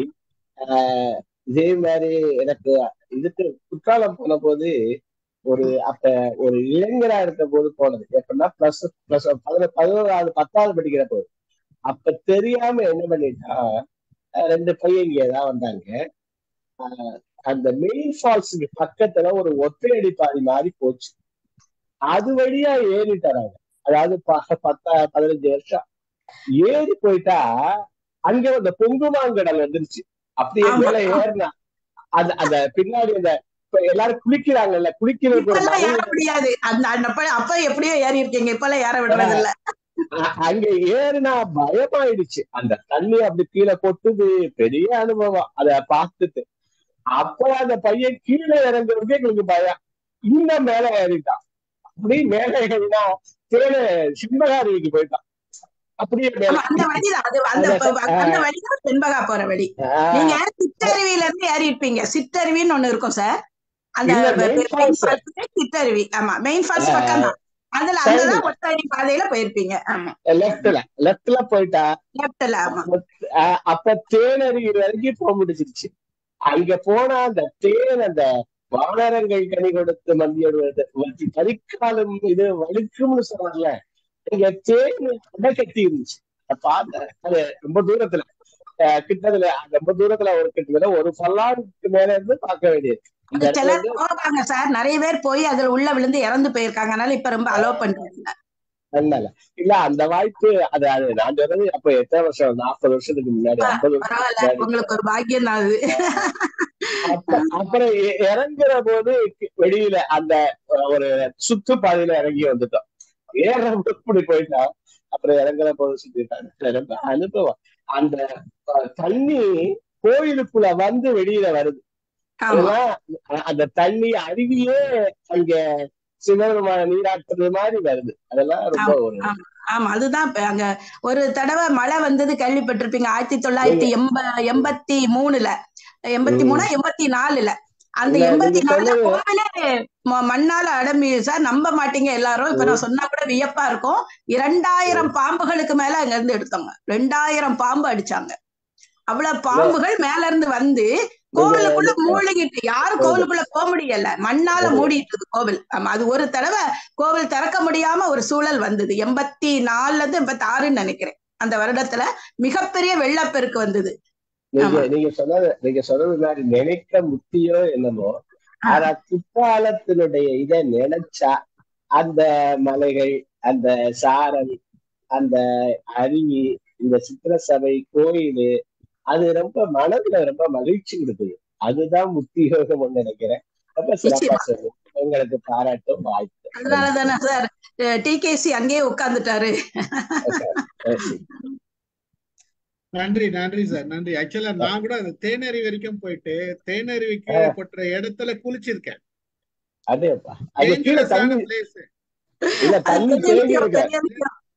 நாங்க லேடிஸ் அங்க விடவே மாட்டாங்க, போகவே விட மாட்டாங்க. நான் சொல்றது ஒரு 35 வருஷத்துக்கு முன்னாடி அந்த காலத்துல. நான் இப்ப இல்ல, அது ரொம்ப கடினமான காலத்துலதான் போயிருக்கீங்க. ரொம்ப கடினமான காலத்துல. அப்ப போகும்போது என்னோட வந்தவன் என்னோட கொலைக்கு ஒருத்தன் வழுக்கிட்டான். பாத்தீங்களா? பிடிச்சிட்டோம். பிடிக்கலன்னா அன்னைக்கு ஸ்லிப் தான்.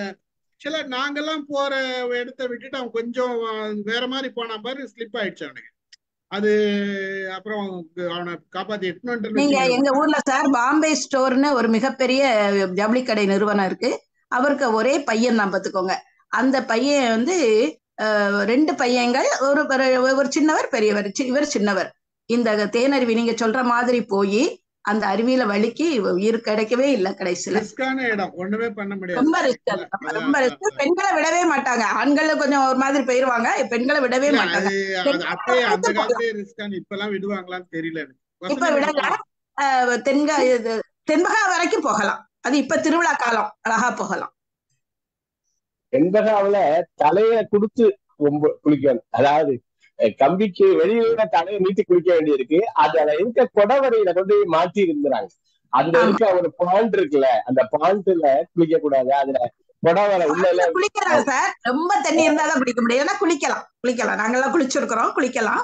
ஆனா ஒரு வாழ்க்கையில நீங்க சொல்ற மாதிரி வாழ்க்கையில் ஒரு முறையாவது அதை பார்க்கணும். அவ்வளவு அழகான இடம்.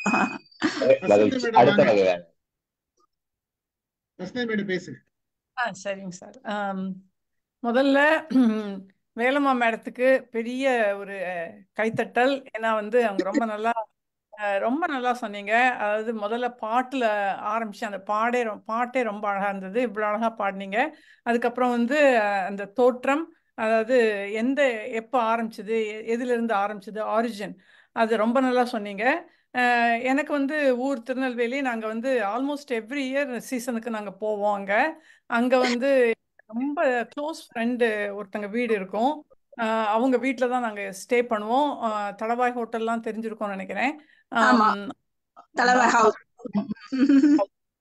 ஸோ அங்க அந்த ஒருத்தர் அவங்க வீட்டில் எப்படின்னா, அவங்க வீட்டுல இருந்து தென்காசியில் இருக்கிறாங்க. அவங்க பேர் நான் அப்புறம் அங்கே சொல்ல விரும்பலை. ஸோ அவங்க வீட்டு பக்கத்தில் பார்த்தாலே அருவி தெரியும். அதுக்கப்புறம் அவங்க வீட்டில் சாப்பிட்றது ஒரு பெரிய ஒரு என்ன சொல்றதுன்னா, வரிசையா அவங்க வீட்டில் ஒரு 4-5 வேலையாட்கள் இருப்பாங்க. நமக்கு போட்டுக்கிட்டே இருப்பாங்க. அதாவது போதும் போதும் சொல்ற மட்டும் அவங்க போட்டுக்கிட்டே இருப்பாங்க. வேண்டாம், எங்களுக்கு வேண்டாம் சொன்ன மட்டும் போடுவாங்க. அவ்வளவு ஒரு உபச்சாரம் பண்ணுவாங்க. அதுக்கப்புறம் ஆனா ஒரு தடவை கூட நான் அந்த திருச்சபை இதை பார்த்ததே கிடையாது. நான் சபையை பார்த்தது கிடையாது. அது எனக்கு ரொம்ப வருத்தமா இருக்கு. இப்ப நீங்க சொன்ன இனிமே எப்ப போறோமோ தெரியல. போனா கட்டாயம் வாங்க. அது ரொம்ப ஸ்பெஷல். எங்களுக்கெல்லாம் ரொம்ப ஸ்பெஷல். அங்க இருக்கிற அந்த பலாப்பழம், அந்த பழங்கள் எல்லாம் வாங்கிட்டு வருவோம். எத்தனை வாங்கிட்டு வருவோம்.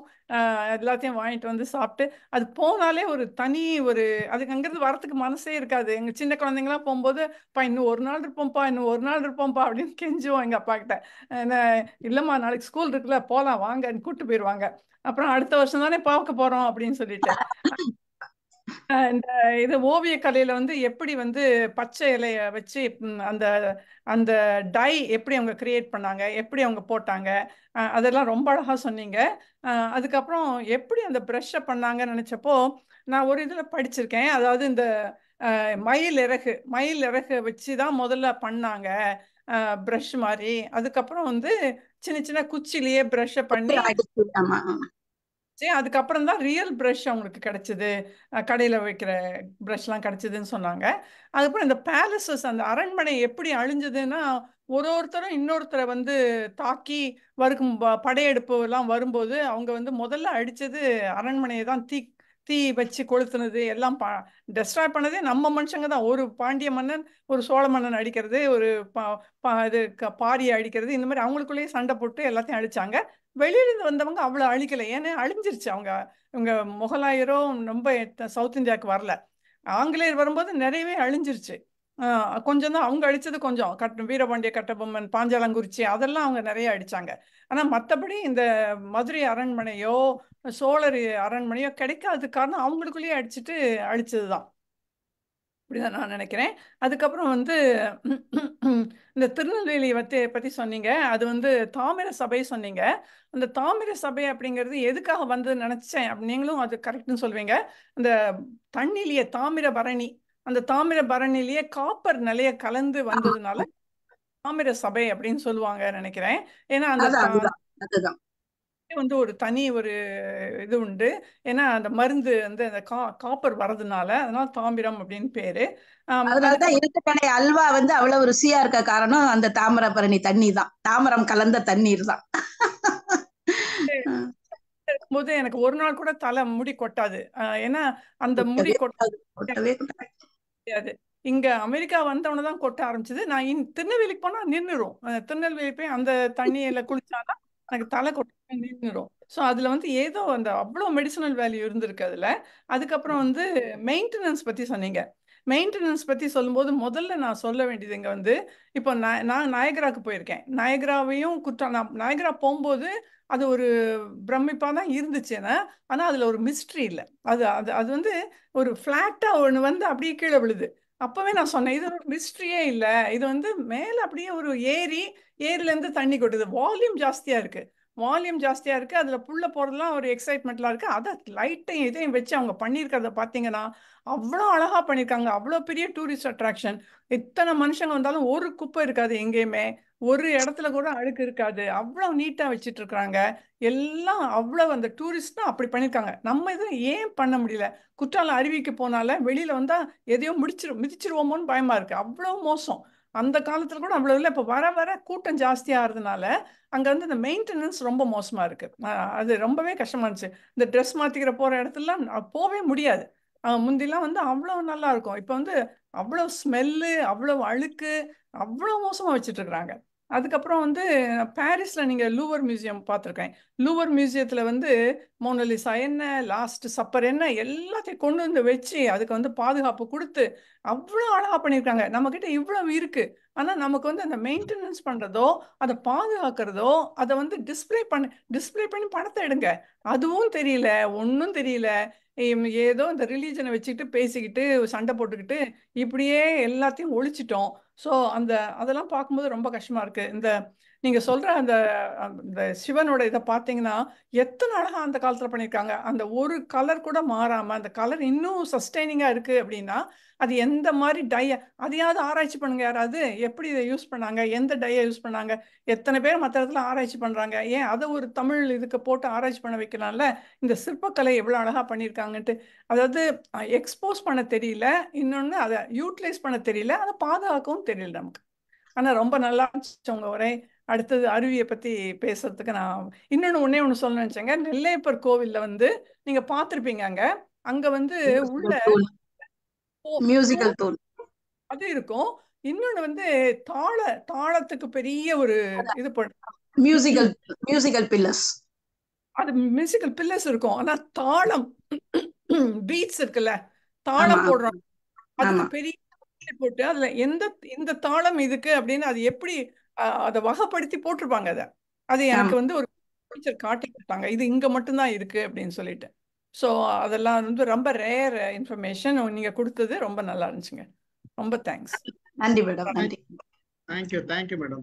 சிவகுமார் சார் பேசுங்க. ரொம்ப அருமையா இருந்தது. இது வர ரொம்ப ரொம்ப பிரமாதமா, ரொம்ப அருமையான தமிழ்ல ஒரு அருமையான சொற்பொழிவு கேட்ட மாதிரி இருந்துச்சு. ரொம்ப அப்படியே குற்றால அருவி போல அந்த ஊரை பத்தி பிரமாதமா அருவி சாரல் மழை நனைஞ்ச மாதிரி இருக்கு. 16 டைம்ஸ் மழை வரும், 16 டைம்ஸ் வெயில் வரும் சொல்றீங்க.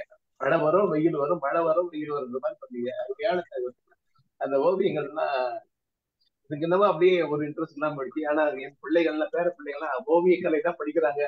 அது என்ன பெரிய படிப்புன்னு இன்னும் கூட எனக்கு மனசுல ஒரு ஆதங்கம். என்ன ஃபைன் ஆர்ட்ஸ் சொல்லி படிக்கிறாங்க, 4 வருஷம் கோர்ஸ் என்ன இருக்கு? அவங்க பார்த்து அவங்க வீட்டுல போய் ரூம்ல போய் பார்த்தா எல்லாம் ஓவிய கலை எவ்வளவு பெரிய பயந்து பாருங்க தாத்தா, பாருங்க ஒரு முறை பேரண்டி, அவனுக்காக ஒரு முறை பேரண்டி பாக்குறோம். அதான் விட்டுறோம். அது குழந்தைகளுக்கு இருக்க ஆர்வம் நமக்கு எல்லாம் எல்லாமே போச்சு. அது நம்ம வந்து வழியா வேற அவங்களுக்கு எல்லாம் ஓவிய கலையில படிச்சு அவங்க எல்லாம் நல்ல வசந்தி மேடம் சொன்ன மாதிரி அதுக்கு பாதுகாக்கிறதுக்கும் அது நல்ல மேலும் மேலும் அது அந்த ஓவியக்கலையை காப்பாற்றுறதுக்கு அவங்க வழி செய்வாங்கன்னு எதிர்பார்க்கலாம். ரொம்ப அருமையான பிரசங்க, ரொம்ப பிரமாதமா சொன்னீங்க. ரொம்ப இனிமையா இருக்கு அது கேட்க அதிகமா இல்ல. யாரோ இந்த இல்ல யாரு இந்த என்ன பண்ண, யாரு இந்த சித்தரோ அப்படி ஒரு பாட்டு, இந்த சித்தர் யாரோ, இந்த சித்தர் யாரோன்னு ஒரு பாட ஆரம்பிச்சீங்க பாருங்க. அருமையான பாட்டோட ஆரம்பிச்சீங்க. அருமை, வாழ்த்துக்கள். Thank you sir. Thank you every one. Thank you நன்றி தேங்க்யூ நன்றி தேங்க்யூ. நன்றி. நாராயணன் சார் பேசுறீங்களா? சார் இருக்கேன். வணக்கம் மேடம். ரொம்ப அற்புதம். இதுல ரொம்ப குறிப்பிட வேண்டிய சமாச்சாரம் என்னன்னா, 2 தடவை தென்காசி வந்திருக்கேன். 95 94 95 வந்தேன். அப்புறம் இப்ப 4 வருஷம் முன்னாடி வந்தேன். அப்போ கூட யாரும் இந்த சித்திரை சேவை பத்தி சொல்லல.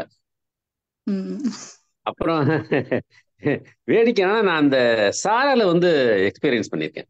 நீங்க சொன்ன ரொம்ப எக்ஸலண்ட். இப்ப உலகத்துல அந்த மாதிரிலாம் இருக்கவே இல்லை. நான் பார்த்த வரை என்ன ஒரு அற்புதமான ஒரு சாரல். ஏதாவது இயற்கையா குழு குழுன்னு இருக்கிறது.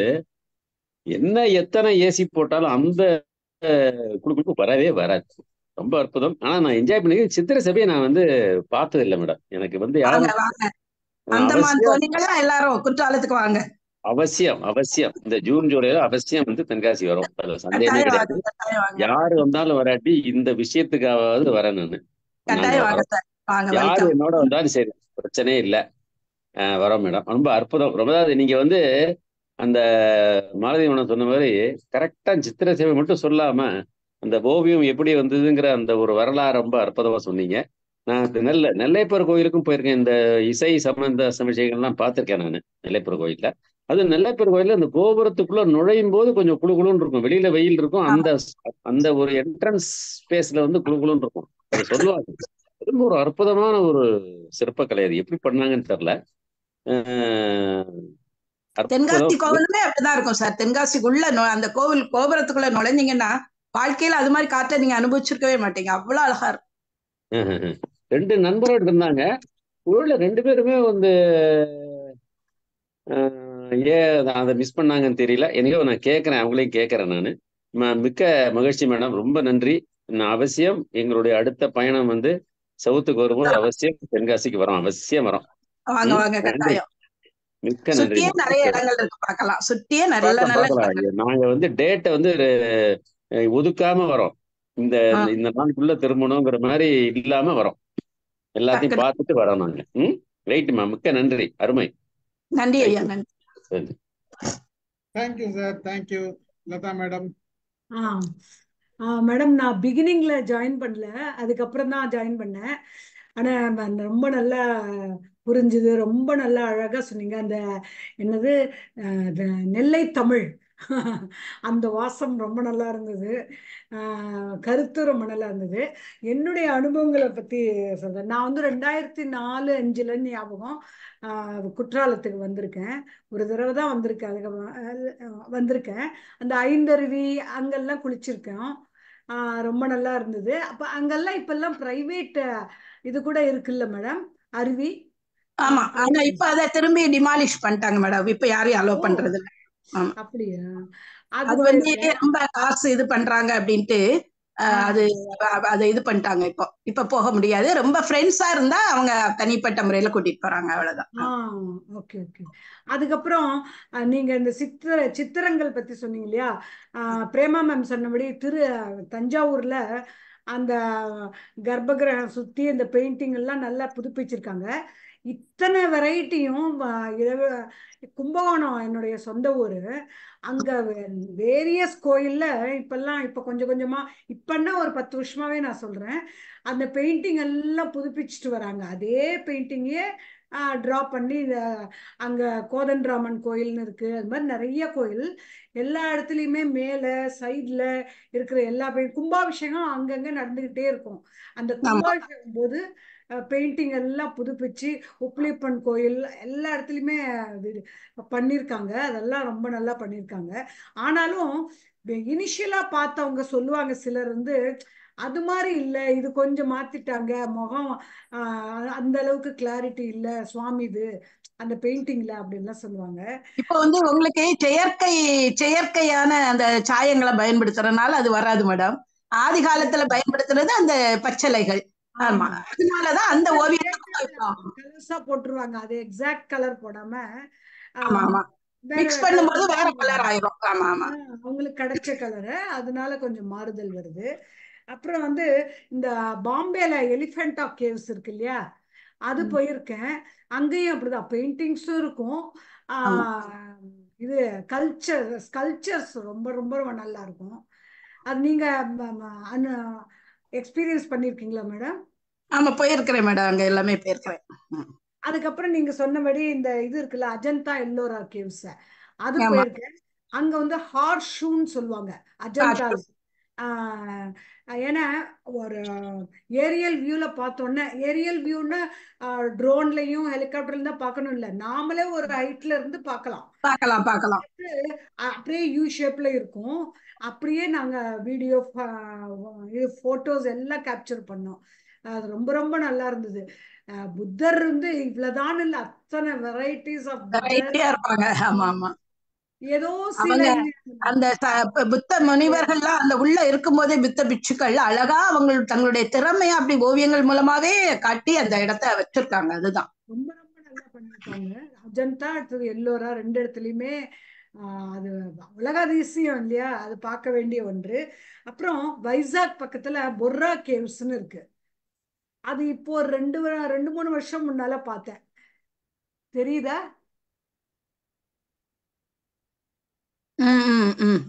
தெரியுது. ரொம்ப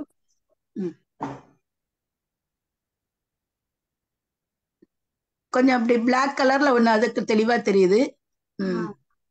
அது லதா இப்ப வந்து ரகரம் சொல்லிட்டு ஒரு படம் வந்தது. அந்த படத்துல பாத்தீங்கன்னா அந்த போரா கேவ்ஸ பத்தி எக்ஸாக்ட்லி அந்த சார் சொன்ன மாதிரி அஜந்தா எல்லோரா ஆகட்டும், இங்கேயும் அந்த லைட்டிங்ஸ் கூட அங்கங்க போட்டு, இதுல ஆக்சுவலா உங்களுக்கு நல்லா தெரியல, அந்த கலர் லைட்டிங்கே உள்ள ஷேர் பண்ணுங்க. பண்றேன். வெரைட்டிஸ் ஆஃப் இது அந்த கேவ்ஸ் ரொம்ப எங்களுக்கு ஒரு ஃபார்ச்சுனேட் திங் என்னன்னா, நாங்க ஒரு அங்க உள்ள போய் அங்க இருந்து ஒரு கார் டிரைவர் வச்சுட்டு போனோம். ஆனா அந்த டிரைவர் வந்து நாங்களா கண்டுபிடிக்கல, எங்க ஹஸ்பண்டுடைய ஃப்ரெண்டு அவர் கண்டுபிடிச்சு கொடுத்தார். அதனால அந்த பையனுக்கு நிறைய தெரிஞ்சிருந்தது. அந்த பையனே உள்ள வந்தான். நாங்க அவனுக்கு டிக்கெட் வாங்கி நீ வாப்பான்னு சொன்னோம். ஸோ அந்த பையன் மேல வரைக்கும் அழைச்சிட்டு போனோம். நாங்களா போயிருந்தோம்னா அங்கெல்லாம் போக பயப்படுவோம். வாங்க சார் நான் அழைச்சிட்டு போறோம், ஒன்றும் பயம் இல்லை அப்படின்ட்டு நல்லா போல்டா அந்த பையன் அவர் நிறைய தூரத்துக்கு அழைச்சிட்டு போனோம். அவ்வளோ நல்லா இருந்தது. நிறைய படங்கள் அங்கே ஷூட் பண்றாங்கன்னு சொல்றாங்க. ஸோ அந்த பொர்ரா கேவ்ஸ் அது எல்லாமே நீங்க சொன்ன உடனே அதெல்லாம் எனக்கு மெமரிஸ் ரிகலெக்ட் பண்ண முடிஞ்சுது. கும்பகோணத்துல மெயினா நிறைய கோயில்கள்ல இதெல்லாம் பண்ணியிருக்காங்க, பெயிண்டிங் எல்லாம், அதெல்லாம் பார்த்துருக்கோம். ரொம்ப நல்லா இருந்தது மேடம் நீங்க சொன்னது. அதனால இதெல்லாம் எனக்கு ஞாபகம் வந்தது. நீங்க மற்றவங்க சொல்ல சித்திர சபைன்னு நான் சின்ன வயசுல படிச்சிருக்கேன். ஆனா ஒன்றும் பெருசா நானும் வந்து பார்த்தது இல்லை அது. அப்புறம் வசந்தி மேம் சொன்ன மாதிரி நயாகரா ஃபால்ஸு மேம் தான் சொன்னாங்க, லைட்டிங் எல்லாம் அந்த ஃபால்ஸ்ல நாங்க இதுக்காகவே டே டைம் நைட் டைம் எல்லா டைம் அங்கேயே ஒரு நாள் தங்கினோம், 2 நாள் தங்கினோம். அதனால அதெல்லாம் இருந்து பார்த்தோம். நாங்க 2 பேருமா தனியா எங்க ரூம் எங்க ஹோட்டலுக்கு ஓரளவு பக்கத்துல இருந்தது. கிட்டத்தட்ட ஒரு 2.5-3 கிலோமீட்டர் 2 கிலோமீட்டர் நாங்க நடந்து போனோம். அவ்வளோ நல்லா இருந்தது. டே டயத்துல பார்க்கவும் நல்லா இருந்தது, நைட்ல அந்த லைட்டிங் போட்டு கிறிஸ்டல் கிளீனா இருந்தது. அது மட்டும் இல்ல, எனக்கு பயமா இருந்தது எங்கேயாவது வழுக்குமோ, ஏன்னா தண்ணி சம்பந்தப்பட்ட இடம் இல்லையா. ஒரே இடத்துல கூட இத்தனோன்னு கூட வழுக்கல, டமால்னு தண்ணி வந்து கொட்டுது. அங்க கூட அப்ப வழுக்கல செய்யல. சேஃப்டி அவ்வளவு சேஃப்டி நம்ம பக்கமும் பண்ணி வச்சிருக்காங்க. சில சமயம் பிரச்சனைகள் வருதுதான், அங்கேயும் வந்திருக்கலாம் நமக்கு தெரியாது. பட் அவ்வளவு நல்லா அந்த கிளீன் தான் சொல்ல வேண்டிய விஷயம். அவ்வளவு நல்லா. ஸோ இதெல்லாம் என்னுடைய அனுபவங்கள். உங்களுடைய நீங்க சொன்ன சித்திர சபையும் ஒரு தடவை வந்து பார்க்கணும். வாங்க madam. Thank you very much. Thank you. யார் நான் வரலாமா சார்? வாங்க மேடம். வாங்க கல்யாணி. இல்ல வாங்க வாங்க வாங்க, அதுதான் எனக்கு வந்து அதிகமா கேட்டது. குற்றாலத்துக்கு வாங்கன்னு. ரொம்ப சந்தோஷம். அடுத்தது அங்கதான் நேரா வந்து நிக்க போறோம் நாங்க எல்லாரும். பயப்படவே மாட்டேன், வாங்க. நான் வந்திருக்கேன், ஒரு தடவை வந்தேன். ரக்ஷாவோட ஃப்ரெண்டு தென்காசியில இருக்கா அப்படி இல்ல, அவங்க வீட்டுக்கு வந்தப்போ அங்க வந்து குற்றாலம் அவங்க 2 பேரும் வரல. நானும் இவரும் மட்டும் அந்த கோயில் மட்டும் போய் பார்த்துட்டு வந்தோம். ரொம்ப உள்ள எல்லாம் எதுவும் போகல, ஜஸ்ட் போய் சாமி கும்பிட்டு அங்க குற்றாலத்துல சிப்ஸ் நல்லா இருக்கும் அது வாங்கிட்டு வந்துட்டோம். சித்திர சபை பார்க்கணும், கண்டிப்பா வந்து வருவோம். ஆமா, அந்த இது நீங்க சொன்னீங்கல்லப்பா, அந்த பராசக்தி சொன்னீங்கல்ல, பராசக்தி பீடம் பராசக்தி பீடம் பீடம் பீடம் அது வந்து இது வந்து எந்த பீடம்பா இது? இந்த இது 64 பீடம் சொல்றாங்க. சக்தி ஆடும்போது இது சிதறி விழுந்தது இல்லையா, அந்த அதுல இது எந்த இடம்பா அது? இது குற்றாலம் தான். குற்றாலம் இல்ல இப்ப நம்ம சமயபுரம்னா கண்ணுன்னு சொல்றோம்ல, அந்த மாதிரி இல்ல மேடம். இது அது மாதிரி எல்லாம் எந்த உறுப்புகள்லாம் இல்ல. இது இப்ப நம்ம அந்த மாதிரி பராசக்தி பீடம்னு சொல்லும் போதே அந்த மாதிரி உறுப்புல ஒண்ணுதான். அதனாலதான் இது எதுன்னு கேட்டேன். ஆமா ஆமா, இது தெரியல. அப்படி அதுக்கு எந்த உறுப்பும் சொன்ன மாதிரி எனக்கு தெரியல. ஆமா, ஓகே ஓகே, மேபி அதுதான் கேட்கலான்னு. அப்புறம் நல்லா ரொம்ப சக்தி வாய்ந்த பீடம். அது மட்டும் ரொம்ப மனம் உருகி வேண்டியது கிடைக்கும்னு நம்பிக்கை இருக்குது அந்த கோவில்ல. இப்ப நீங்க அந்த குற்றாலத்துல சொல்லும் போது அந்த குற்றாலீஸ்வரர்னு இருக்காருல்ல, நம்ம ஏறி போன உடனே அங்கதான் இந்த நீங்க சொல்ற இதா அந்த நம்ம சாமி பேர் சார் கூட சொன்னாரே, குழல்வாய்மொழி. குழல்வாய்மொழி லெப்ட் சைடு இருக்கும். நம்ம நேர உள்ள ஏறின உடனே வந்து இருப்பாரு அவரு. நமக்கு சாமியை பாப்பீங்க. நீங்க சாமி பார்த்துட்டு நீங்க திரும்ப வெளியில வருவீங்கல்ல, வெளியில வந்து லெப்ட்ல போவீங்க, லெப்ட்ல ஏறி போவீங்க. அங்க போகும்போதுதான் அங்க வந்து நம்முடைய குழல்வாய்மொழி அம்மன் இருக்கும். அதுல இருந்து நீங்க கீழே இறங்குனீங்கன்னா அங்கதான் அந்த குற்றால ஈஸ்வரர் அந்த பலாக்கு கீழே இருப்பாரு. அந்த குற்றாலீஸ்வரர் தான் பார்த்தேன். எனக்கு அவ்வளவா ஞாபகம் இல்ல. போகணும், நெக்ஸ்ட் டைம் போயிட்டு வருவோம். எல்லாரும் போவோம் சார். நான் பேசிட்டே நான் வரைஞ்சது சித்திரான்னு சொன்ன உடனே சித்திரம்னு சொன்ன உடனே நான் பூ வரைஞ்சேன். எப்பவுமே பக்கத்துல இந்த கலர் பென்சில் இருக்கும் ரக்ஷாது, நான் யூஸே பண்ண மாட்டேன். பட் அவர் சும்மா சித்திரம் உடனே அதை உட்காந்து வரைஞ்சிட்டு இருந்தேன். சார் ஏன் சார் இப்படி கலாய்க்கிறீங்க? கை தட்ட சொன்னேங்க. என்னங்க வாங்க சேவா வாங்க. தேங்க்யூ சார், ரொம்ப நல்லா இருந்துச்சு வேலம்மாள் மேம். முதல்ல வந்து உங்க ட்ரெஸ் நான் அதுதான் ஃபர்ஸ்ட் சொல்லுவேன். இன்னைக்கு ரொம்ப அழகா சூப்பரா இருக்கீங்க. எப்பவுமே நல்லா இருப்பீங்க, இன்னைக்கு ரொம்ப நல்லா இருக்கீங்க. அண்ட் ரெண்டாவது உங்க குரல் ரொம்ப அருமையா இருந்துச்சு. நான் குற்றாலம் 2 முறை போயிருக்கேன். ஒரு தடவை கோயில் போனேன். மத்த நீங்க சொன்ன இடங்கள் நான் பார்த்தது இல்ல. இன்னொரு தடவை வந்தா கண்டிப்பா உங்க வீட்டு பக்கம் வருவேன். எங்க வீட்டுக்கு தான் எல்லாரும் வரணும். ரொம்ப அருமையா சொன்னீங்க. ஒவ்வொன்றும் விளக்கமா நீங்க சொல்லும் போது கேட்டுட்டே இருக்கணும் போல இருந்துச்சு. ரொம்ப அருமையா இருந்துச்சு. ரொம்ப நன்றி ma'am. Thank you for share. Thank you Seva. நன்றிமா. தேங்க்யூ சேவா. காயத்ரி பேசுறீங்களா? காயத்ரி. Yes sir. வணக்கம் சார். வணக்கம் மேம். எல்லாருக்கும் வணக்கம் மேம். ரொம்ப ரொம்ப நன்றி. இது வரைக்கும் உண்மையிலேயே நான் கேள்விப்பட்டதில்ல. ஆனா ஒரு விஷயம் என்னன்னா, இது முன்னாடி நான் போனதில்ல. குற்றாலம் போயிருக்கேன், நீங்க சொன்ன மாதிரி எல்லாரும் சொன்ன மாதிரி போனதில்லை. ஆனா இப்போ ஃபீல் பண்றேன், போகாம இருந்தது கூட ஒரு வகை நல்லது. இனிமே போனாதான் இப்போ உங்களோட பேச்செல்லாம் கேட்டு போகும்போது அது என்னன்னு நான் புரிஞ்சு பார்ப்பேன். இதுக்கு முன்னாடி வந்து நான் வேடிக்கை தான் பார்த்துட்டு வந்திருப்பேன். இப்போ வந்து போறதுக்கு முன்னாடி கூட இந்த வீடியோவை வந்து தேங்க்யூ ஸ்டீஃபன் சார் போட்டு கேட்டுட்டு போகும்போது நம்ம இன்னும் வேற யார் கூட போனாலும் நம்ம சொல்லலாம், இது இந்த மாதிரின்னு சொல்லலாம். அதுக்கு ஒரு வாய்ப்பு. நன்றி மேம். ஒரே ஒரு முறை குற்றாலத்துக்கு போயிருக்கேன். ஃபீல்ட் ட்ரிப்பா தான் நாங்க போனோம். ஆனா எனக்கு வந்து அந்த குற்றாலம் இடத்தை விட எனக்கு வந்து அங்க தங்கி இருந்தது, அதாவது பக்கத்துலயே ஒரு வீட்டுலதான் எங்கேயோ தங்க வச்சிருந்தாங்க. ரொம்ப அழகா இருந்தது அந்த இடம். இன்னைக்கு என் கண்ணுல பசுமையா இருக்கு. அந்த இளங்காலை பொழுதுல அழகா இருந்தது. மேல ஏறி பார்த்திருந்தீங்கன்னா ரொம்ப அழகா இருக்கும். எஸ் மேம், அப்படிதான். எனக்கு போட்டோ கூட இருக்கு, சூப்பரா. அது மட்டும் எனக்கு ஞாபகம் இருக்கு, நல்லா அழகா. குற்றாலத்தை விட இப்போ வசந்தி மேம் சொன்ன மாதிரிதான் எனக்கு வந்துட்டு இந்த நயாகரா நான் போய் பார்த்தது இல்ல. நான் எனக்கு ஒரே ஒரு 2 வரி மட்டும் பாடுறேன். நேர்கொண்ட நதியில் அழகொன்றும் இல்லை, வளைகின்ற நதியில் அழகதிகம்.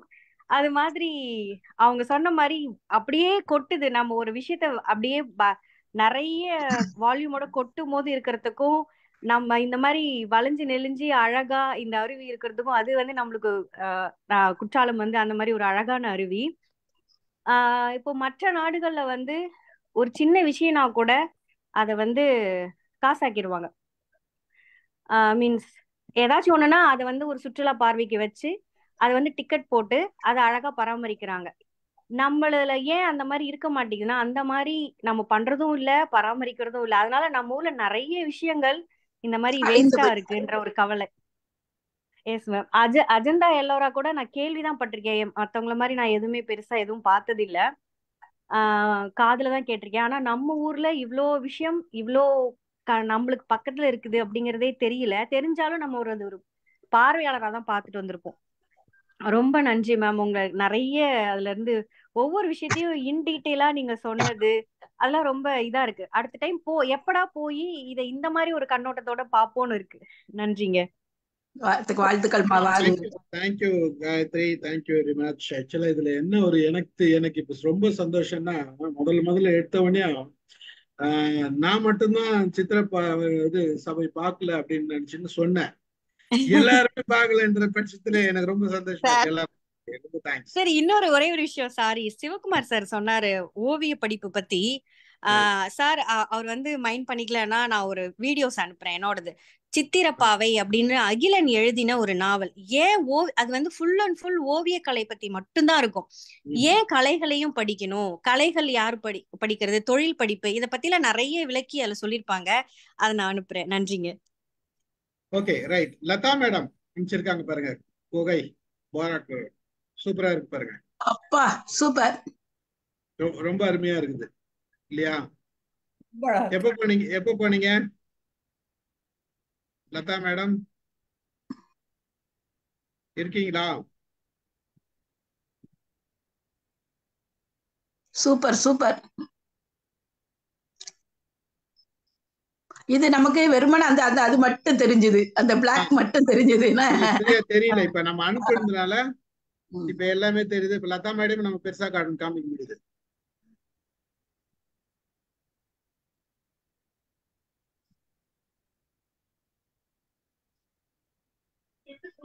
இந்த கோயிலுக்கு பேர் என்ன? என்ன தொகை பேர் என்ன? வைசாக் சார், வைசாக்ல போராக். நான் சொன்னல அந்த தொகை. அதான் என்ன ஸ்பெல்லிங்? HORA சார் நான் அனுப்புறேன். அது நம்ம குரூப்ல தான் போட்டிருக்காங்க. ஓகே ரைட், அதையும் பார்த்துட்டோம் கையோட. நம்ம நன்றி. முடிச்சுக்கலாமா? Thank you Latha madam. முடிச்சுக்கலாமா? ஐ திங்க் முடிச்சுக்கலாம்னு நினைக்கிறேன். ஒரு வசந்த மேடம் என்ன சொல்லணுமா? நல்ல ஒரு விரிவான உரை கொடுத்தீங்க. அதாவது நீங்க பேச்சிலேயே ஒரு பேச யாருக்கும் பிடிக்கலன்னு நினைக்கிறேன். கரெக்டா ஆரம்பிக்கும் போது இவங்க நாராயணன் சார் இவங்க வீட்டுல தான் நினைத்தது சார். இல்ல, பேச்சிலேயே ஒரு சித்திரத்தை வரைஞ்சிட்டீங்க. அதுதான் நான் சொல்ல வரேன். அது நல்லா இருந்தது. முதல்ல அதுக்கு முத்தாய்ப்போ ஒரு பாடல் வேற பாடினீங்க. ரொம்ப மகிழ்ச்சி. உங்கள் பாடலுக்காக ஒரு கைத்தட்டல். மீண்டும் எல்லாரும் ஒரு கைத்தட்டலாம். நன்றி சார். மகிழ்ச்சி. நன்றி. கலந்து கொண்ட அனைவருக்கும் நன்றி. நிகழ்ச்சியை நிறைவு செய்கிறேன். தேங்க்யூ. தேங்க்யூ.